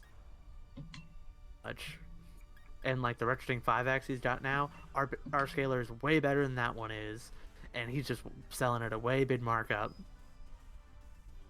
Just like, dude, I released this in the middle of the part shortage, spent my life savings on chips so we could have it available. Can you like chill? And it's very funny and very sad at the same time. Just like, in terms of people who are going to make and purchase this type of equipment, the amount of people is so niche relatively, right? Yeah. Why would you need to fight? Why? I guarantee you that it's like the same couple hundred people looking at it, like they know both of the groups, and they're like, what are they doing? Yeah. Because it's like Mike Chi, the guy who developed the RetroTink, is so nice and sweet. and he's like one of the most even-headed people that like you can talk to in like this space. Mm-hmm. Not that I know him personally, but just like, you know, from like his public image and like hearing other people talk about him. And like it is just crazy to me. I didn't click a single I don't even know what I did. Ace type. Yeah, and it's just so crazy to me that What is this final? like all this shade is being thrown around for nothing. Yeah. I mean, I don't know. I wouldn't know anything about it, but what I do know is in situations like that, usually, the team that's being asshats are the assets themselves. So, you know, their personality belies their everything, I guess. Mm-hmm. I probably won't get a RetroTink 4K for another like couple years, but boy howdy, when I have a TV that is good enough to take advantage of it and the money to get both that and a RetroTink 4K, I'll be very excited. Mm-hmm. And plus, by that point, it will probably be markdowns. Yeah.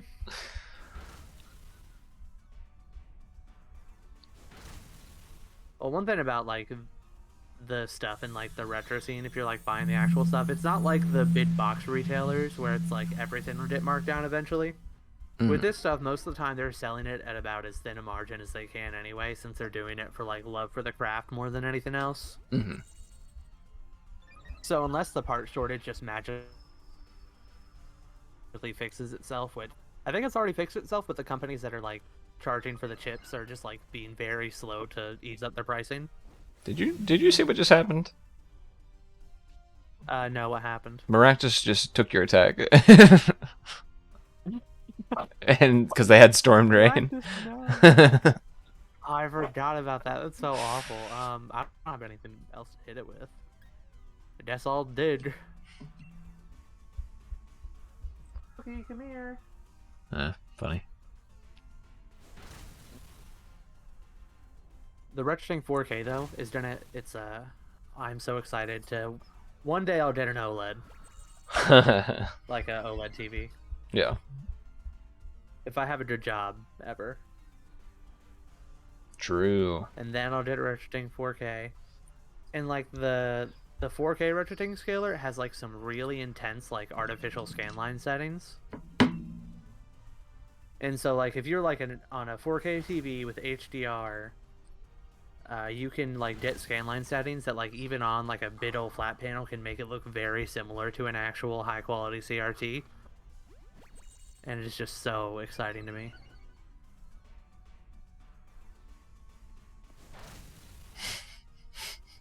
Sorry, I know I've gone on a lot of tangents that you just could not care less about. It's not that I don't care less about it. It's just I don't have a foot in the door. Yeah.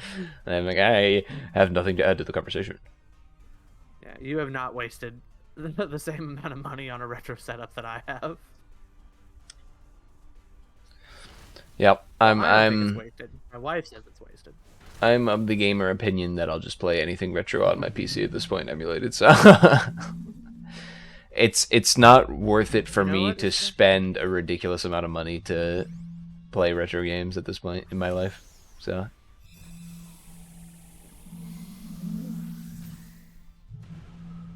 if I had expendable income, steady income, yeah, I'd be more than happy to spend like $200 for the GameCube Fire Emblem, but I don't. So expendable income. It's also like space. Elaborate. Because like you need a lot of space to set up like a setup like this. Well, it's not like that big of a deal. Like it's fine to like do storage related stuff, and like if I'm not using it, like I can just store it in like a bin or something. And like if I need it out, like I have plenty of desk space. I'm not worried about running out of desk space. Oh, dude, I can use my water type attacks.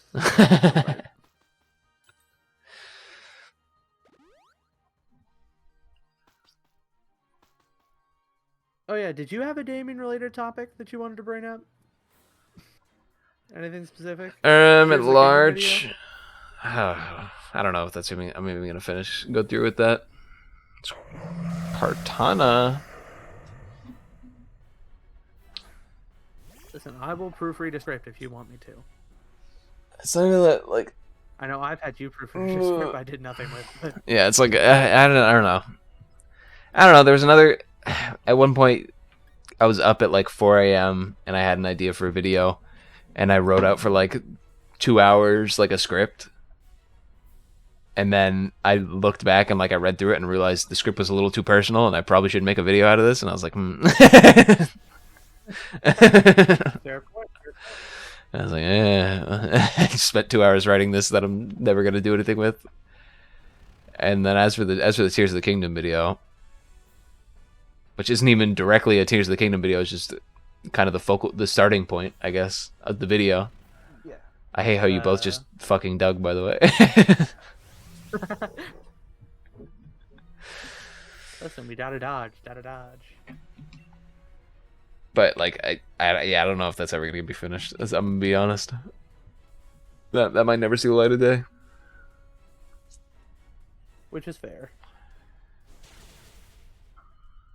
It's kind of like you don't want to shard out nothing, but it's like, so it's go big or go home. But also at that point, it's like a lot of effort to actually make it worthy of the script that you wrote. Yeah. And it's like I wouldn't feel...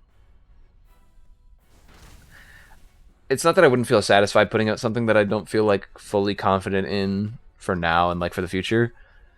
But it's like... Because it's like, if I make something now and like later I'm like...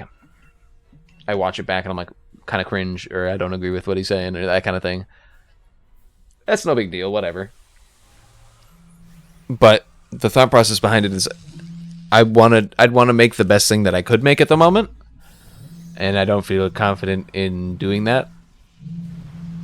Mm-hmm. With the kind of idea and the through line that I have with that video right now. So, who knows? I feel you 100%. I mean, like, I put so much effort into, like, that Pokemon Kami CM video. Mm-hmm.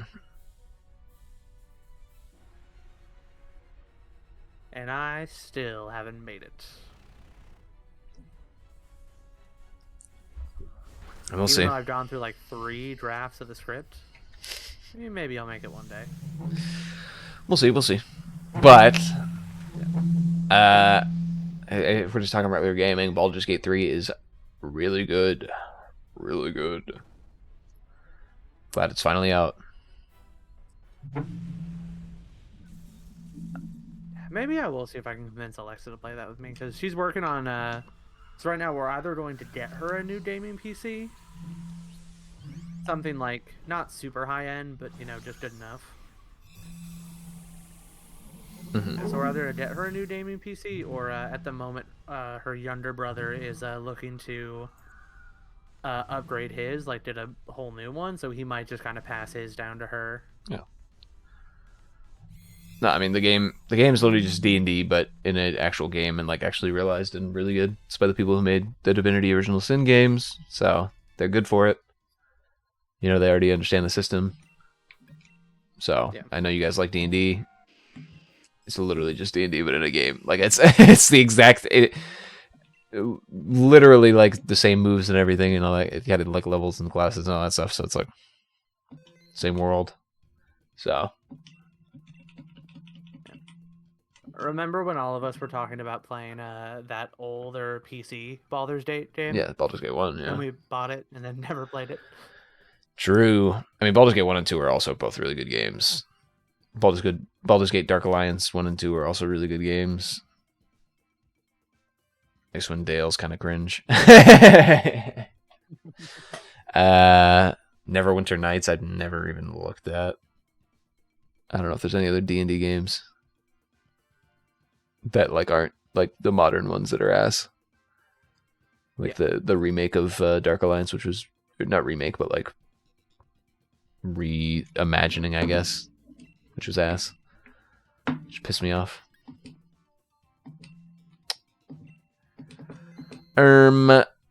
But yeah, no, Baldur's Gate 3. I already have 3 separate playthroughs with like different people, so Oh, that's fun. yeah, no, it's a good time so far. Been having a lot of fun with it. All the like the story itself is really good, and all the side characters have like really interesting content and like storylines involved with them. Mm-hmm. But I'm only 30 hours into my solo playthrough, so I can't say for certain that it's a fantastic game yet. Yeah, yeah. At that point, you've got no idea, right? Yeah, You're still in the it's early really stages. it's really just like gotta wait and see. Other than that, have you seen this is a game that I haven't played myself, but I saw a while ago, and I was like, oh, that's a really interesting looking game, and then I kind of like ignored it, and now it's becoming kind of popular in the zeitgeist. Kind of similar to my Undertale story, where I bought Undertale and like played it for an hour and was like, oh, that's kind of interesting, and then I didn't play it again, and then like 2 weeks later it got really popular, and I was like, shit, let me stream this. Just been it's streaming it. it's similar to my Undertale story, but it even including that it's the fact that it's like an RPG game, but it's a game called Fear and Hunger. I don't know if you've seen the zeitgeist popping up around it. I have. So I watched the Super Eye Patch Wolf video on it. Mm-hmm. That's about all though. Yeah, and I assume you're not going to go much deeper than that, and I don't blame you. No, because it's kind of fucked up. Based on everything I've heard, I respect that it exists, like in a Berserk kind of way. Mm-hmm. Don't know if I did it as much and as I did Berserk. It's very inspired by Berserk. one of the main characters is literally a character from Berserk, and like one of the like side characters that the Lagarde that he was talking about in the video is literally Griffith from Berserk. So it's very inspired by Berserk for sure. But it's just like we're seeing kind of, and it's something that I have been pushing for as an individual, where it's like I've been wanting to see the industry kind of grow in this aspect, where it's something that we're seeing more of the games come out where it's like they're uncomfortable and they're kind of like almost like embracing the fact that games can be an art form. Oh yeah. Where it's like not everyone's going to like this, but it does something really unique and it does something really interesting, and it sets itself apart from other games, and like it's something that can only be done in the gaming space. Like in a gaming sense. Yeah. So it's like very interesting, very well done. And I haven't played it myself, but I've definitely paid attention to it quite a bit. And I might play the second one because I hear it's a lot better, it's a lot more approachable, so, and I haven't seen much about it, so I feel like exploring the game yourself kind of would be a lot more fun than like, because I know a lot about the first one already because I've just been watching stuff on it. But the second one's apparently more approachable and easier to get into, so I'm like, maybe I'll give that a try. But it's definitely fucked up. I'll give you that.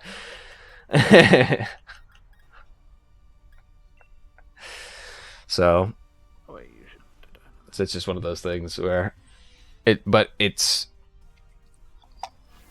getting a lot of pushback as well because it's been getting popular, because that's what kind of happens when stuff gets popular. Mm-hmm. And it's been getting pushback, and like people are like slamming on like the art style and stuff like that, and like how it's like how it deals with like sexual trauma and stuff like that. Mm-hmm. And I'm here to say, I think it's approaching it from like an angle where it's like you don't understand it completely. I can definitely see where you'd think that. However, I think that the fact that it makes people uncomfortable in that aspect is kind of like a benefit of like it's succeeded in what it's trying to do. Yeah. So long as it has like the requisite like warnings in place before you get into the experience. Yeah, and like people are slamming on the artwork. The artwork in the game is actually like really good. and like it's beautiful, but the reason why people are slamming on it is because it's uncomfortable. Like Yeah. it's like a lot of it is like grotesque imagery and like ties in with that sexual nature as well, and it's like it's part of the theme of the game, you know. Like it's something that I'm kind of glad they didn't pull back on and pull back. There are some parts where I'm like, okay, maybe they went a bit too far and stuff like that, but like that's something where it's like you have to come from like a point of basically being like, do I respect them more for kind of sticking to their art, or do I think they should have pulled back the reins a bit? It's like I think they did it. I think they pulled it off, and now that it's getting popular, I think people are realizing what's interesting about it, which I'm glad for. And so yeah, this is me getting back at you for talking about all these random topics that I didn't care about. I mean, oh no, I definitely care about this, and like I said, I have at least one video's worth of reference point for it. Yeah, no, I think definitely like that Super Eye Patch Wolf video, and there are a couple other videos that like you could watch that are like fair enough. You could watch and like get what the game's going for without having to like actually be in it and like actually experience some of the lesser good things about the game. Yeah. But it's definitely it's just like really interesting exploration of like, you know, the human experience and like the concepts of like looking up to like deities and stuff like that, and like the concept of like everyone going through kind of almost shared experiences of humanity, where it's like, yeah, we all go through fucking horrible shitty things in our lives. It's like the point is that coming out the other side a better person is all the much better and that kind of thing. So it's like, but that's all I gotta really say about it. Yet again, literally haven't played the game, so Yeah.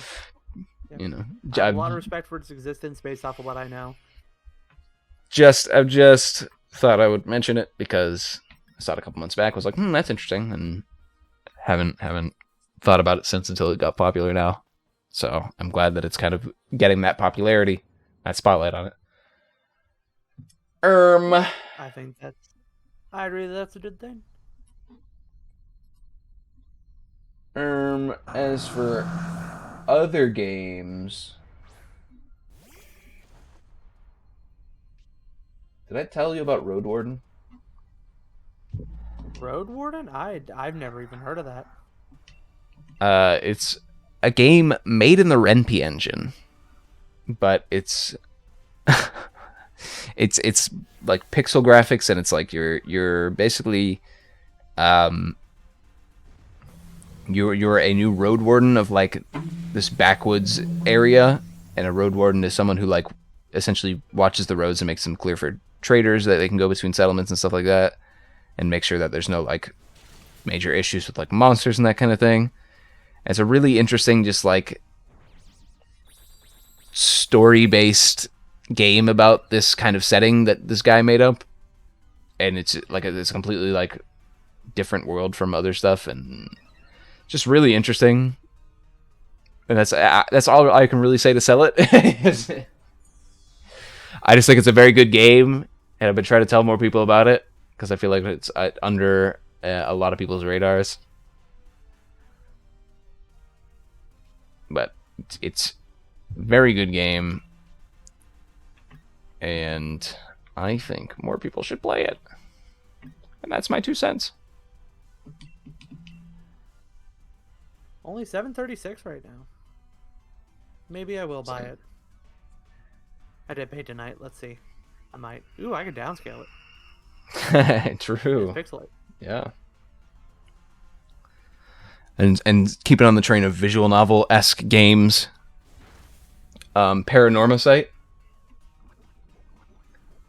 If you've heard about it, I don't know if you've heard about it or not. I don't think I've heard anything about it. It's a kind of visual novel. I want to say it's like a AA game developed by Square Enix. It's like a kind of visual novel, and basically the premise is a bunch of people get the ability to use curses, and these curses like kill each other, like they kill the other people, can kill other people, including the other curse users. And the kind of draw is that you don't know what the curse is like, what the thing that people need to activate the curses are.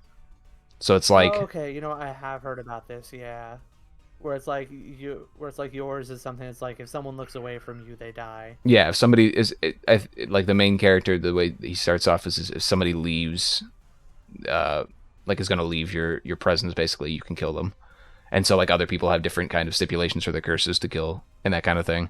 It's a really interesting little murder mystery kind of thing that I think is really cool. And it's also it's like it's definitely a scary visual novel. It's definitely a little scarier. Mm-hmm.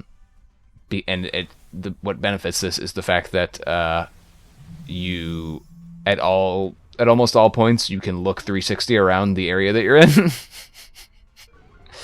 So you'll just be like in a conversation with someone and you'll see someone behind you and you'll just be like, huh? And then you'll turn around and there's no one there and it's like, So it's like,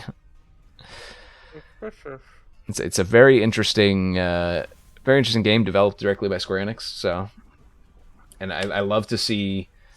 There was a thing going on. Nidoqueen Queen really poisoned me on her deathbed. This bitch. That might be good. I don't know if I'm guts or not, actually. But this thing that I've been seeing recently, and it's kind of been something that people have been talking about with movies, believe it or not.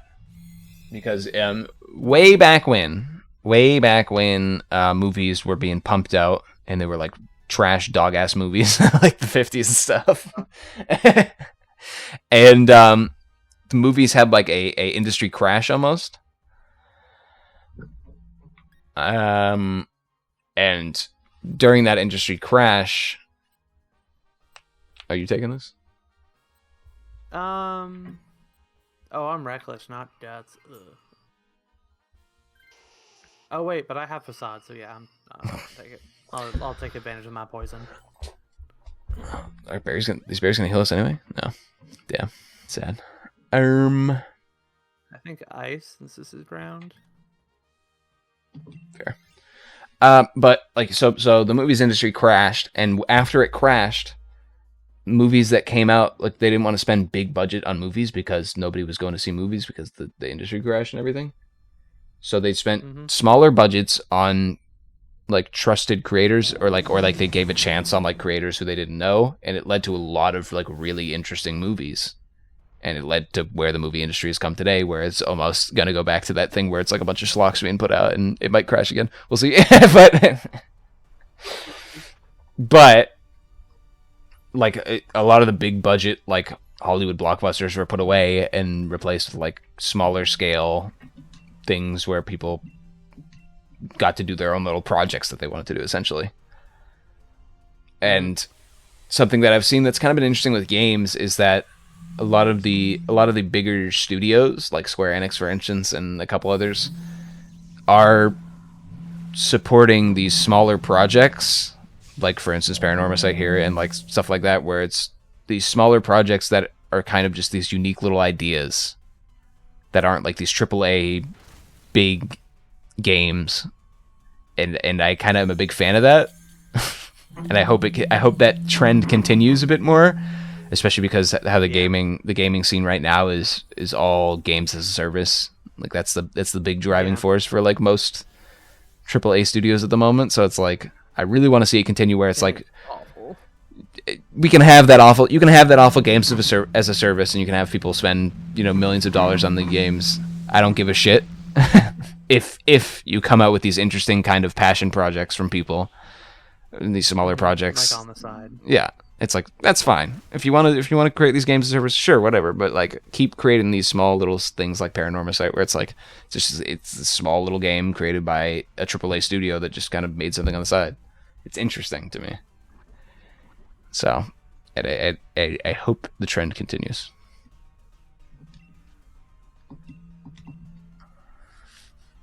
I think so too, because it would, it's always nice to have interesting stuff come out. Even if in my life right now, my brain is always so fried that, like, the thought of trying to play something that's, like, in depth and interesting just paralyzes me.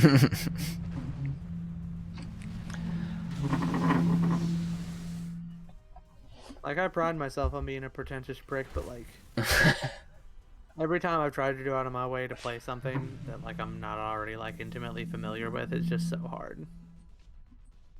Yeah, I can see and understand why. I've definitely been that way for a bit. I think I'm finally coming out of it. I'm entering my last semester of college. Thank fucking God. Woo woo! Done with this fucking horse shit. Get me out. Yeah, man, I'm so, I hate to say it, but I am, like, so jealous of my, one of my brother-in-laws who, like, he graduated with his engineering degree and got his job, like, right out of college. And I'm Yeah. like, good for you, man.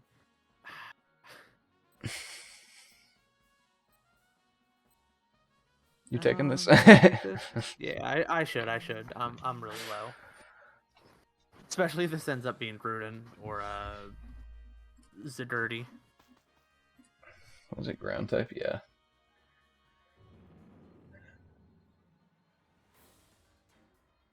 Or I mean, Like, Landorus it I could be as am. well. Yeah, I am trying. So, oh yeah, Landers would be so nice, easy. Nope. Yeesh. I didn't I don't realize know if we're gonna make it. ground type is like a triple threat. It's Groudon, Zygarde, Landorus, bro. You see ground type, you're screwed over. I didn't think about that. Let's see. Um, Ice Fang.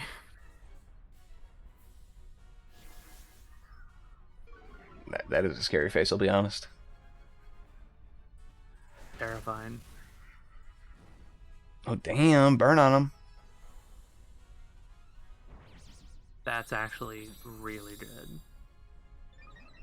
Good job, Nidoqueen. Yeah, let me tell you, I'm trying so hard to find another job. So, like, I've been taking a lot of side courses on Udemy right now. Mm-hmm. So, like, I just finished 2 of them.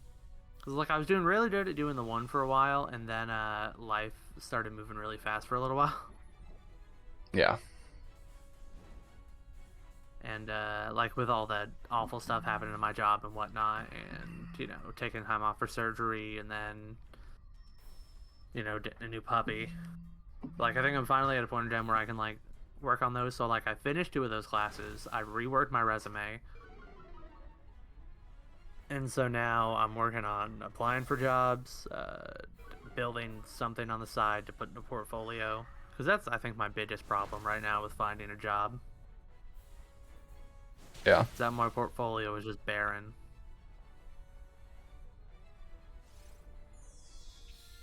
Our team's kind of And based. it's my own fault. Oh, I just noticed we have life too. That's sick. Our team's kind of based. We've reduced his attack like 4 stages now. Yeah. And we got coaching to boost up the defensive everything Yeah. for you. Honestly, I think I should probably be the one to Dynamax. So that'll let me get rid of the weather. Yeah. Is that good with you? Yeah. I mean, I can't do anything Dynamax, really.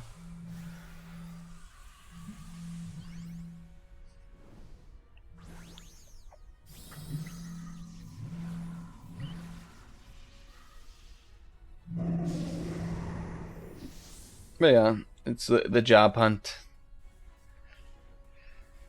And I'm sure, like, I don't know where you live relative to, like, major industries. But I'm sure it can't be easy for, No. like, a web dev out where you live, right? I assume. No, not really. Because like there aren't a lot of like specifically for like the job title that like my degree is for. None of those are really near me. Mm-hmm. Like the closest stuff that's like tangentially related, I'm looking at like a 40-minute to an hour commute. Mm-hmm. which wouldn't be god awful if it's for like a job that does like pay well.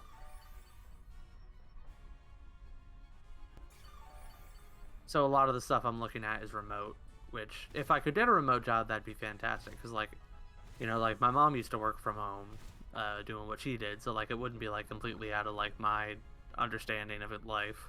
Mm-hmm. Yeah, it's just hard to find. Yep. Really wish my college classes had prepared me more with a portfolio. So true. Alright, well, now he's about to kill someone.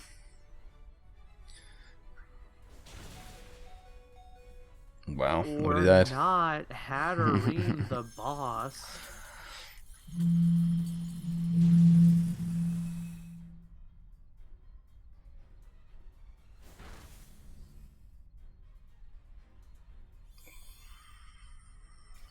Sheesh.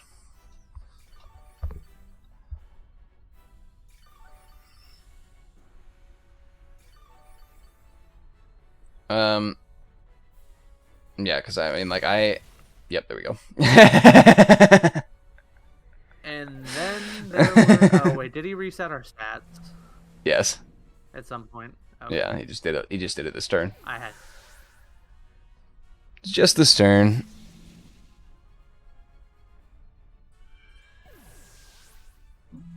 Groudon moments. Laid it. No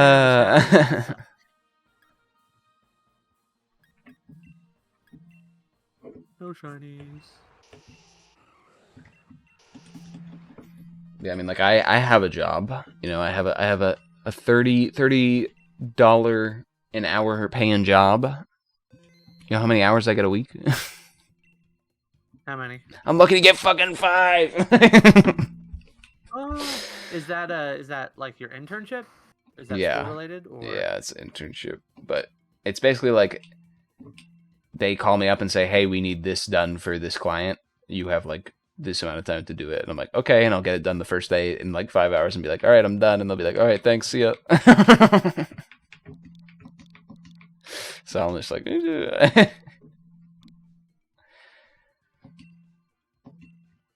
Going to be honest, that sounds so nice considering the fact that my internship was not paid. Took up a lot of time. well, I feel like it was for nothing. It would be nice if I got hours so I could get money. Yeah, that's true. The way it is now, I'm getting like 150 hours, $150 a month. It's like, yeah, I have $30 an hour pay, but I don't get any damn hours. Mm-hmm.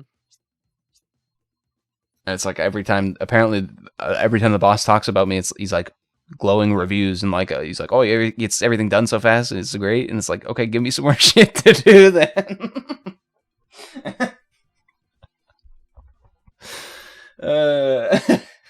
Oh well, hopefully that really serves you well when it comes time to actually get a job. I mean, I've been at the job over a year now, yeah, and I feel like I've barely done any work at it. So I'm like, well, at least I'll have that on my resume that I've been at the job for like it'll probably be around 2 years when I'm done with it, at least if I get a new job. Yeah. So it's like, at least I'll have that on my job that I was in that internship for like 2 years.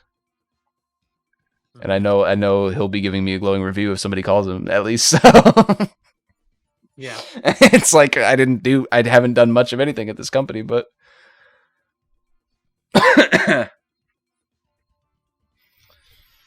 what can you do? Your best. I'm saying. All right, and then this is probably going to be the last adventure because I need to make sure I'm all showered up by the time Alexa gets home. So true. But I need to shower for when Alexa gets home. What are you doing when she gets home? Her dad is taking us out for dinner. Oh, so you say. Yeah, our AC broke last Sunday. And he's paying for it. Nice. He is incredibly kind. Really glad that he likes me.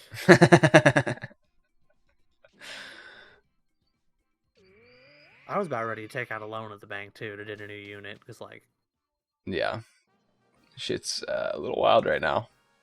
Be glad you don't live in Florida anymore. It's like, bruh. Hitting us with the ground type again. All right. So I guess we go Diggersby, Seadra.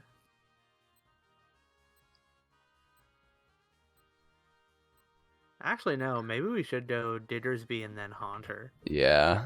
Because Haunter's immune to ground moves. And also, I'd rather get the item off of Hunter than get the item off of fucking Duraludon or whatever. That's not Duraludon. That's fucking whatever its name is, right? Whatever. Is that Duraludon? I'm confusing it with the Steel Tower. Oh, Copperaja. Yeah, Copperaja. Duraludon's a tower. Duraludon's a tower, yeah. Copperaja looks like a tower when he's VMAX. Have you seen I guess they both kind of look like towers. You seen new Duraludon in the DLC? Oh yeah, so good, fantastic. I saw that design and I was like, thank God. Is it an evolution? Yeah, it's an evolution. Okay, I was like, thank God I have a shiny Duraludon because I'm chucking that shit into the game and evolving that shit as soon as it comes out. Yeah, and I really like the design, and I think I'm going to like the design of what is it, Roaring Bolt. Charging Bolt, something like that. I can look it up. I'm in the same camp as you guys, where I think the artwork looks good, and then the in-game model is a little goofy. So here's the thing: is that because like I watched back the trailer, and we never actually did see it in its still pose in the trailer. I think is the problem. So like, if it's in its still pose, and then like you see it roll. It with the hair whipping around and then it kind of goes back to standing still, I think it'll look good in full context. Mm-hmm.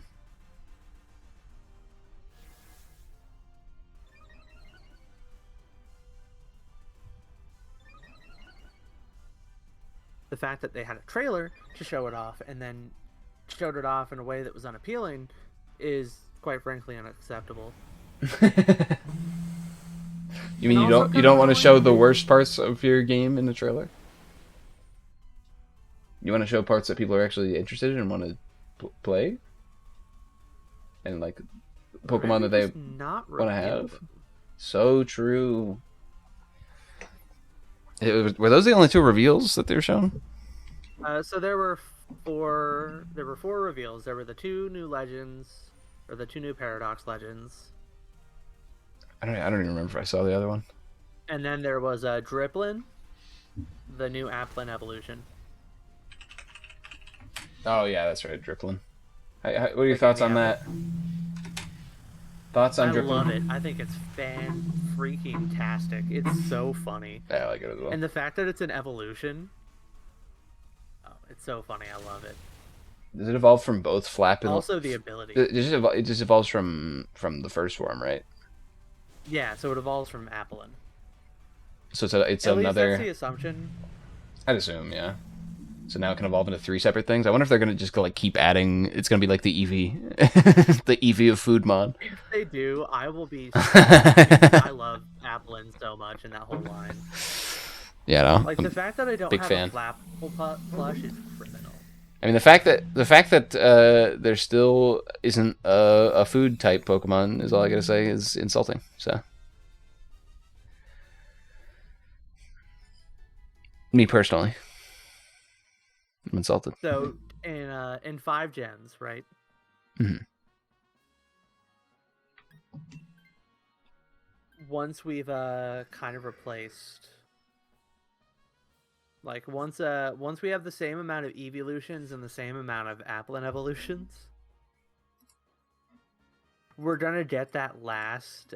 We're gonna get like another Eevee evolution, and that one will be a food type. No, we're gonna get because after Applin gets all, we're gonna get a combo Eevee Applin evolution. Fantastic. You have to combine them together. Did you get a Eviolite? No. Darn. Neither did Weak leftovers it is. Yo, I got bright powder.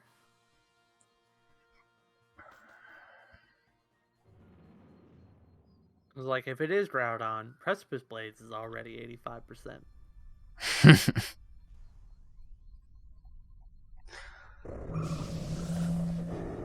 And if it is Zygarde, we're fucked. I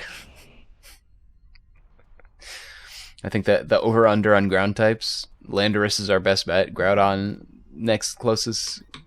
Zygarde is don't stand a damn chance. Hey, if I land every Hypnosis. Oh wait, which one of us should take Haunter? Because I think you've got the stronger Pokemon overall, so I probably should. Yeah, I'm fine with it. I'm fine with keeping Swampy.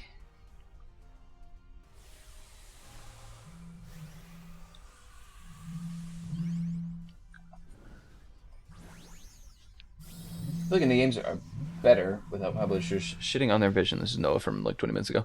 Oops. Noah from 20 minutes ago. I love Noah from 20 minutes ago. I love Noah from 10 minutes ago too, personally. You weren't there for that though. But I feel like that's true to an extent, but also there's something that you can't get from a full indie studio a lot of the times because they don't have the kind of income or like to throw at a game like that, you know what I mean? So that's why it's like bigger studios paying smaller budget projects is what I was kind of getting at. Holy shit.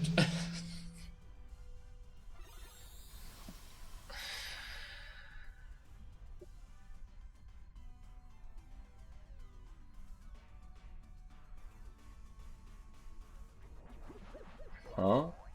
Yeah, because there's like, you know, you can have some fantastic games, but if you ain't got no money to make it. It's true. And you can also have fantastic games that are made on no budget, that are like artful projects, artful little indie projects that do stuff well as well. Like we're just talking about Fear and Hunger. It's a small Finnish dev team. Pretty sure they didn't have a lot of money to make it, so.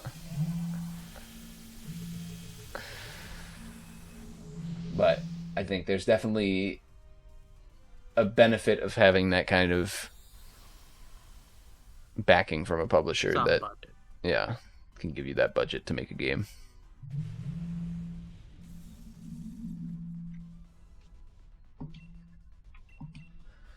And I'm indie Indiana bro over here. Like I play a bunch of indie games.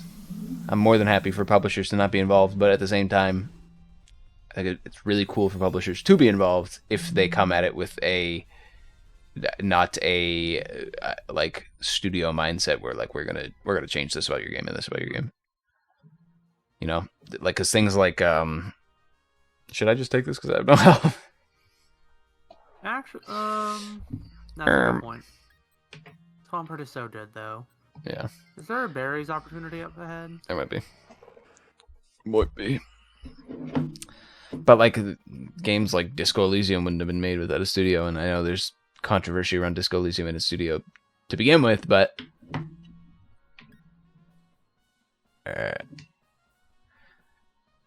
it's still Do we go for berries or Clefairy? Man just said berries or Clefairy. I went for berries. Okay. You saying we aren't gonna take Mr. Mime? What? We're not gonna take Mr. Mime? We are not, no. Huh? Yeah, but I saw that Mew and Mewtwo event for Scarlet and Violet, and I was completely uninterested. Oh, I'm excited for it.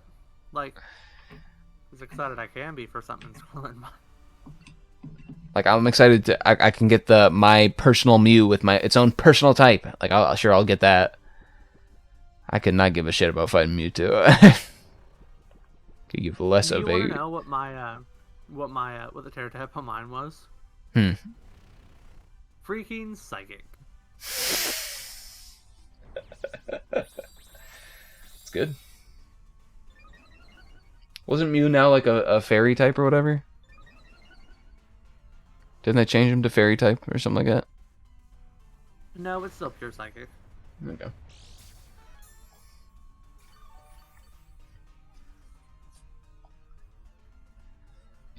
Yeah, I'll probably do this after we're done here. I'll go see what my Mew is. Smile. Get your Mew. Get your Mew. I already have a shiny Mew, so I don't really. Pokemon Go moments.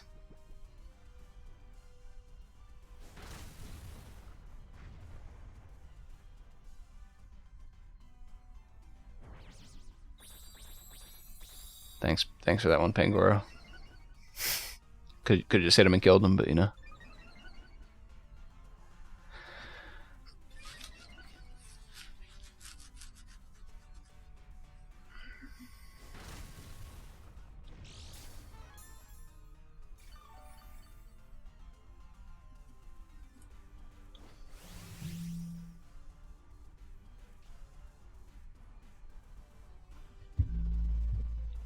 I read it up I'm faster or not. I hope I am.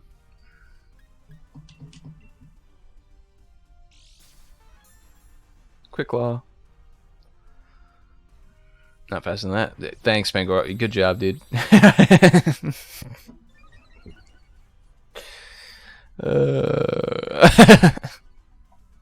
Paggigalo will be of no help to us in the final battle.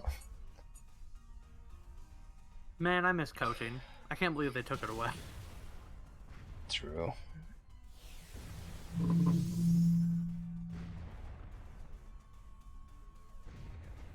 You know who else took coaching away?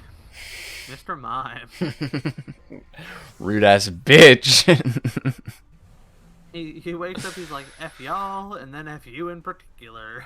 Nice one, Diggersby. Yeah, good one. Thanks for that.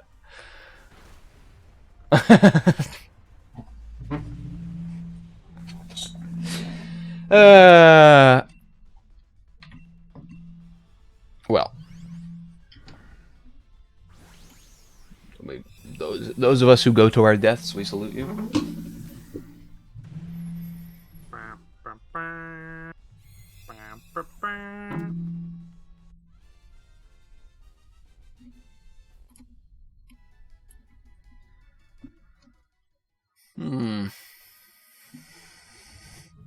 I think I'm good. I think I'm good. Yeah, what? I believe I'm The Diggersby with the life orb took it. Bruh.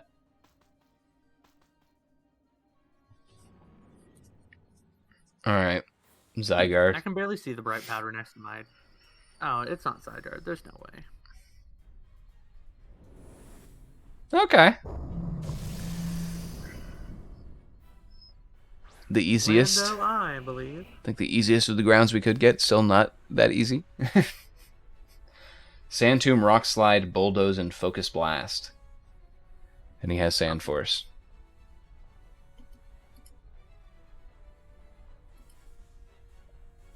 Go to sleep. That's all I can say. What moves do I even have? I do have Blizzard. If I can get 3 turns in Dynamax.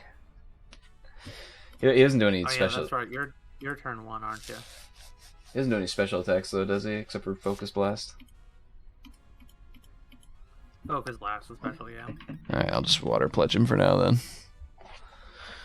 If my turn comes around, I'll be able to Blizzard him.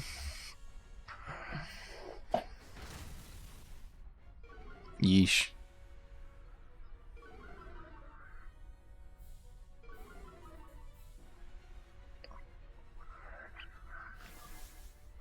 Sleep.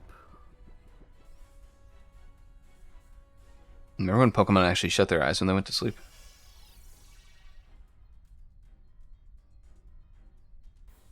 Pretty sure they still do that, I think. Not in Scarlet, but I think they didn't. I think they didn't unrelease, and I think they fixed it because I think they were supposed to, but they didn't unrelease for some reason. So they. Because I remember all the Pokemon just doing dead cold stares while being asleep. I'd be like, bruh. Did you hear about how there was an entire mechanic that had to get patched. No. Where so Dondozo Tatsudiri was one of the best Pokemon of the early format. Still pretty good now. Mm-hmm. Because of their little gimmick. Yeah. And at one point, or so originally, if Dondozo's signature move Order Up is 80 base power Dragon type move, when it hits the opponent, it increases one of its stats. What stat gets boosted depends on what type of Tatsudiri you have. Mm-hmm. But the thing is that on release, if you ordered up into somebody using Protect, you would still get the boost, and that's not how it was supposed to work. So like 4 or 5 months into the game lifespan, they put out a patch, and it's like, yeah, so turns out when you use Order Up into Protect, you don't get the boost anymore. That's not how it's supposed to work.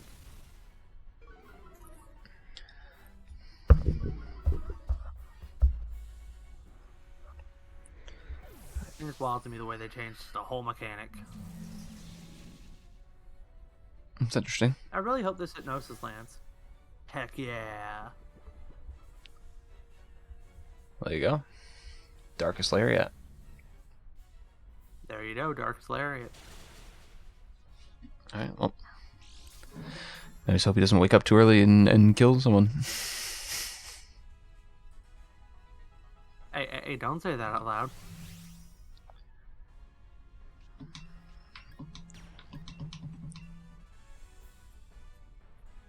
Alright. My turn to dynamics.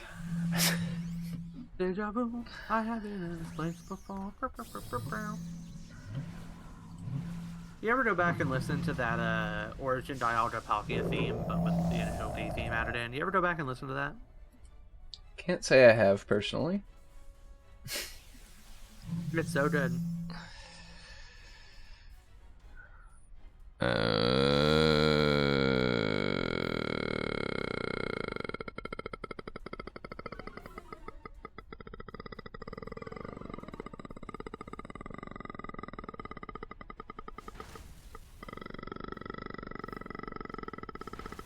Yes.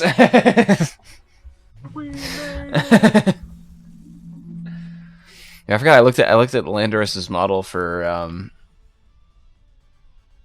Scarlet and Violet, and I forgot that they actually added textures to a bunch of Pokemon in Scarlet and Violet. Oh yeah, most of them look great. Yeah. Because like looking at the Sword and Shield model versus the Scarlet and Violet one, it's like, oh yeah, they actually added texture to his model. It makes it look a lot better. I forget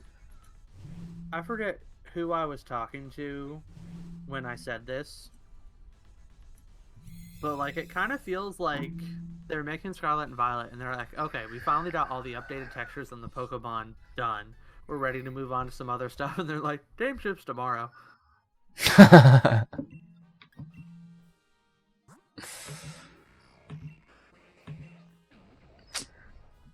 No shiny luck ever. Nope. 1 in 25 chance.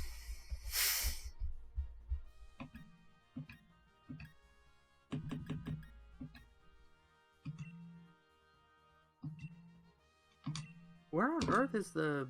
Oh, there it is. I forgot. You have to go hit share and then go to copy. Find the link.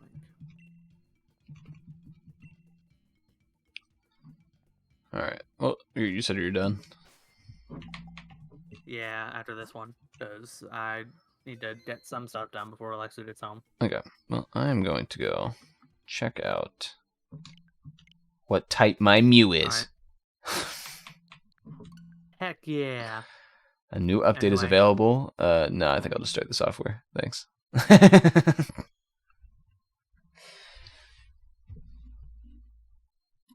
Anyway. Anyway. I'm going to find out what air type your Mew is. We're gonna see here real quick. Let's see. Mm-hmm. Press the A button. And more funny things. I forgot how long it took this game to load. I'm just now remembering as I'm loading in. Miserable, ain't it? I hate that it loaded in and just hit me with the fucking Guy Fieri music. Now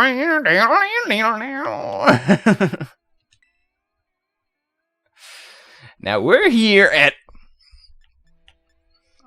Trading Steakhouse. Yep.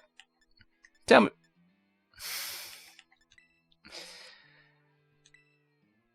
Not be internet. I clicked the wrong button. Get with code/password. An update is required. Okay, well, it's gonna make me update. Oh, bummer song. I just want to get my Mew.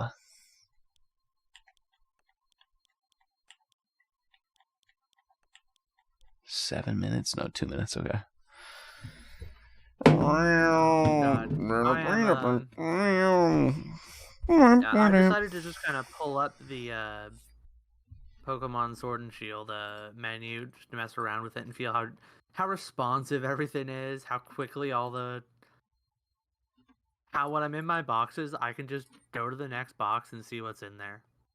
So true. God. I don't know how do they freaking hour for everything to load. How do they fuck that up in Scotland? Like genuinely. It's so bad. It's awful. It is borderline unusable. Like I genuinely am wondering how they fucked it up.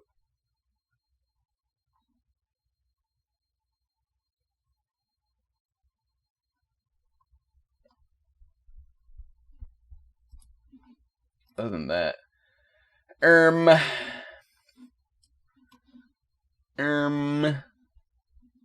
See, any closing thoughts? That's what I'm trying to think of. Like, is there anything else we gotta say? Anything else you gotta say, Cory?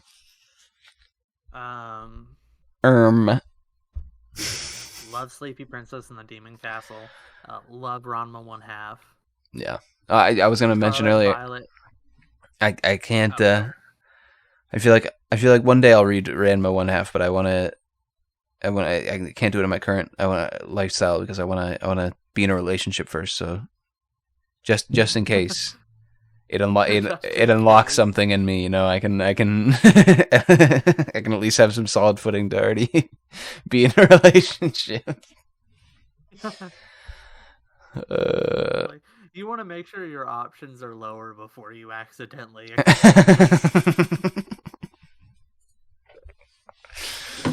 Like, I don't think this is gonna change something in me, but you know, just in case it does.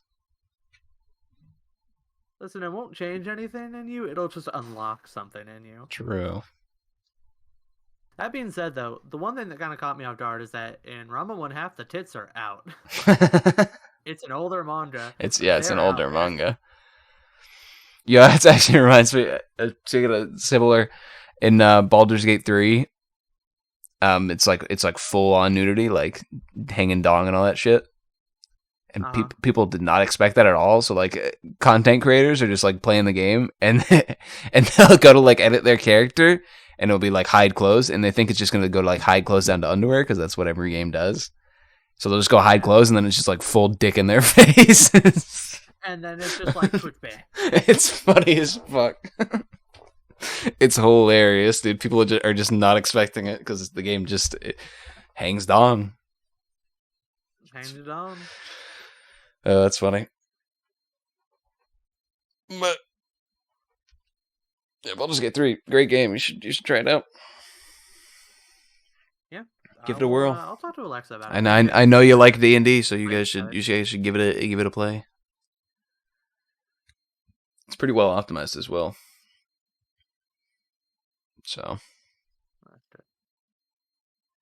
Oh yeah, that's right. Pokemon Stadium 2 came out on the Virtual Console. True, and in the Pokemon trading card game. The Pokemon trading card game video game. Yeah, which is actually a really good little RPG. It's like how it's the Pokemon trading card game video game. It's like come on, man. I guess you can live the fantasy of actually collecting the Pokemon cards that you'd wanted. So Yeah. it's Yeah. I'm trying to think like was that the first like card game video game? It can't be. Like there had to be someone that made like Solitaire or something like that. But I mean like first like I'm card pretty game sure like there were definitely some Yu-Gi-Oh ones that came out first, I think. okay. Yeah, I was gonna say like card game, like not like just like a solitaire thing or something like I guess maybe Yu-Gi-Oh might have been first. Yeah. Like Yu-Gi-Oh didn't have any actually accurate game mechanics until the Game Boy Advance, but the Game Boy, well, oh wait, no, the Yu-Gi-Oh ones might have been Game Boy Color too, so Pokemon's might have come first, but I'm not 100% on that. It's hard to think back about that time because in these days, card games are so damn oversaturated. Yeah. And it's funny because the best one's already been out and nobody's ever gonna beat it. So Yeah. Nobody is ever gonna beat Vanguard. I don't even know what that is. Exactly. I'm of course talking about the roguelite indie hit Slay the Spire. Oh yeah, that's right. That's right. Oh, I thought you were talking about actual trading card games. No, I just meant card games in general, like the modern day how like all these indie games are just like card games. I meant when I was talking about like first card game, I meant like card game where it's a game based on using cards Yeah, first card game video and game. not like solitaire or something like that. Yeah, let me do a little. Let me do a little.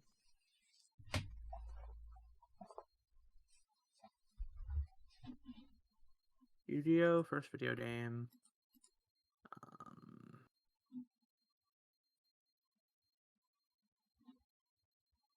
okay, so 1998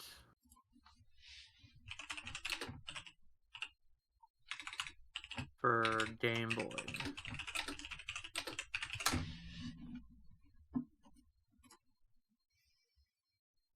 And then let's look at. What was it? The Yu-Gi-Oh's 1998. Yeah. Yeah, I'm seeing Pokemon trading card game is also 1998. But here's where you're gonna be bewildered. Uh huh. Magic the Gathering 1997. Oh, that's right. They had that PC game, didn't they? Older than it, and it also a game called Cold Step and Chronex in 1997. But even older than that, in 1993, Dragon Ball Z Side Story Plan to Eradicate the Saiyans. The year before that, Right. a year before that, in 1992, Dragon Ball Z Getko Tenkai Kichi Budokai. The year Right. I before, and the same year forgot as that is Dragon. Arcana from HAL Laboratory. But the oldest one, 1989, Dragon Ball Daimo Fukatsu. I forgot Dragon Ball. A lot of their early games were all about card stuff. Yeah.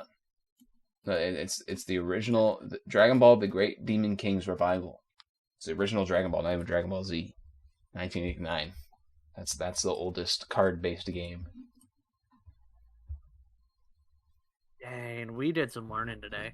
Yeah. That being said, though, I don't know if I would necessarily. Well, yeah, because we're talking about card-based video games. We're not just talking Yeah, oldest trading card collectible, game. oldest trading collectible card I guess would be Magic the Gathering in 1997, unless one of Yeah, these the other. first one, the oldest one that was based off of a physical trading Yeah. card game.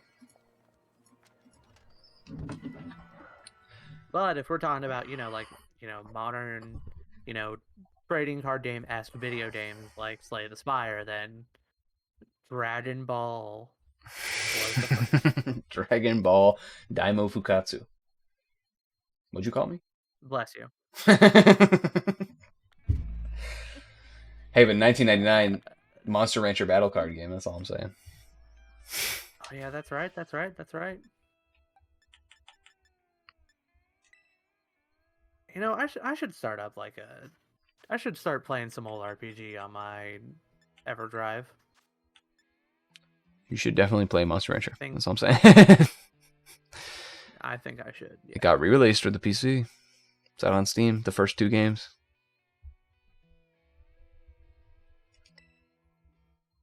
Maybe. What was the fucking code again? Get your Mew. Isn't it like spelt weirdly or something? All of the letters that could be construed are already like grayed out. So like, there's no O, only 0. Yeah. The quick attack. I just pulled up Pokemon Stadium too, just because. Mythical Pokemon Mew gift. Receiving your gift. Don't turn off the power. See what type I get. Oh, I'm so excited.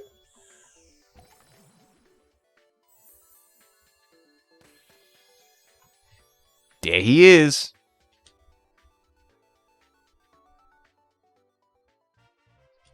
Check your Pokemon boxes. All right, what's your Terra type? Let's see. Hold on, I'm disconnecting from the internet. It's taking 5 hours. I'm exiting the internet menu. It's taking 5 hours. I'm going to my box. It's taking 5 hours. I'm sorting through the pages. All right, Mew, level 5.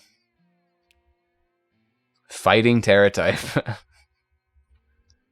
Fighting? You know what? At least it's not the basic Bish. I mean, it has Aurasphere, so. That's true. Judging, great stats. Mine didn't have Aurasphere, huh? Oh, so maybe they do give you whatever Maybe they give you a type move, yeah.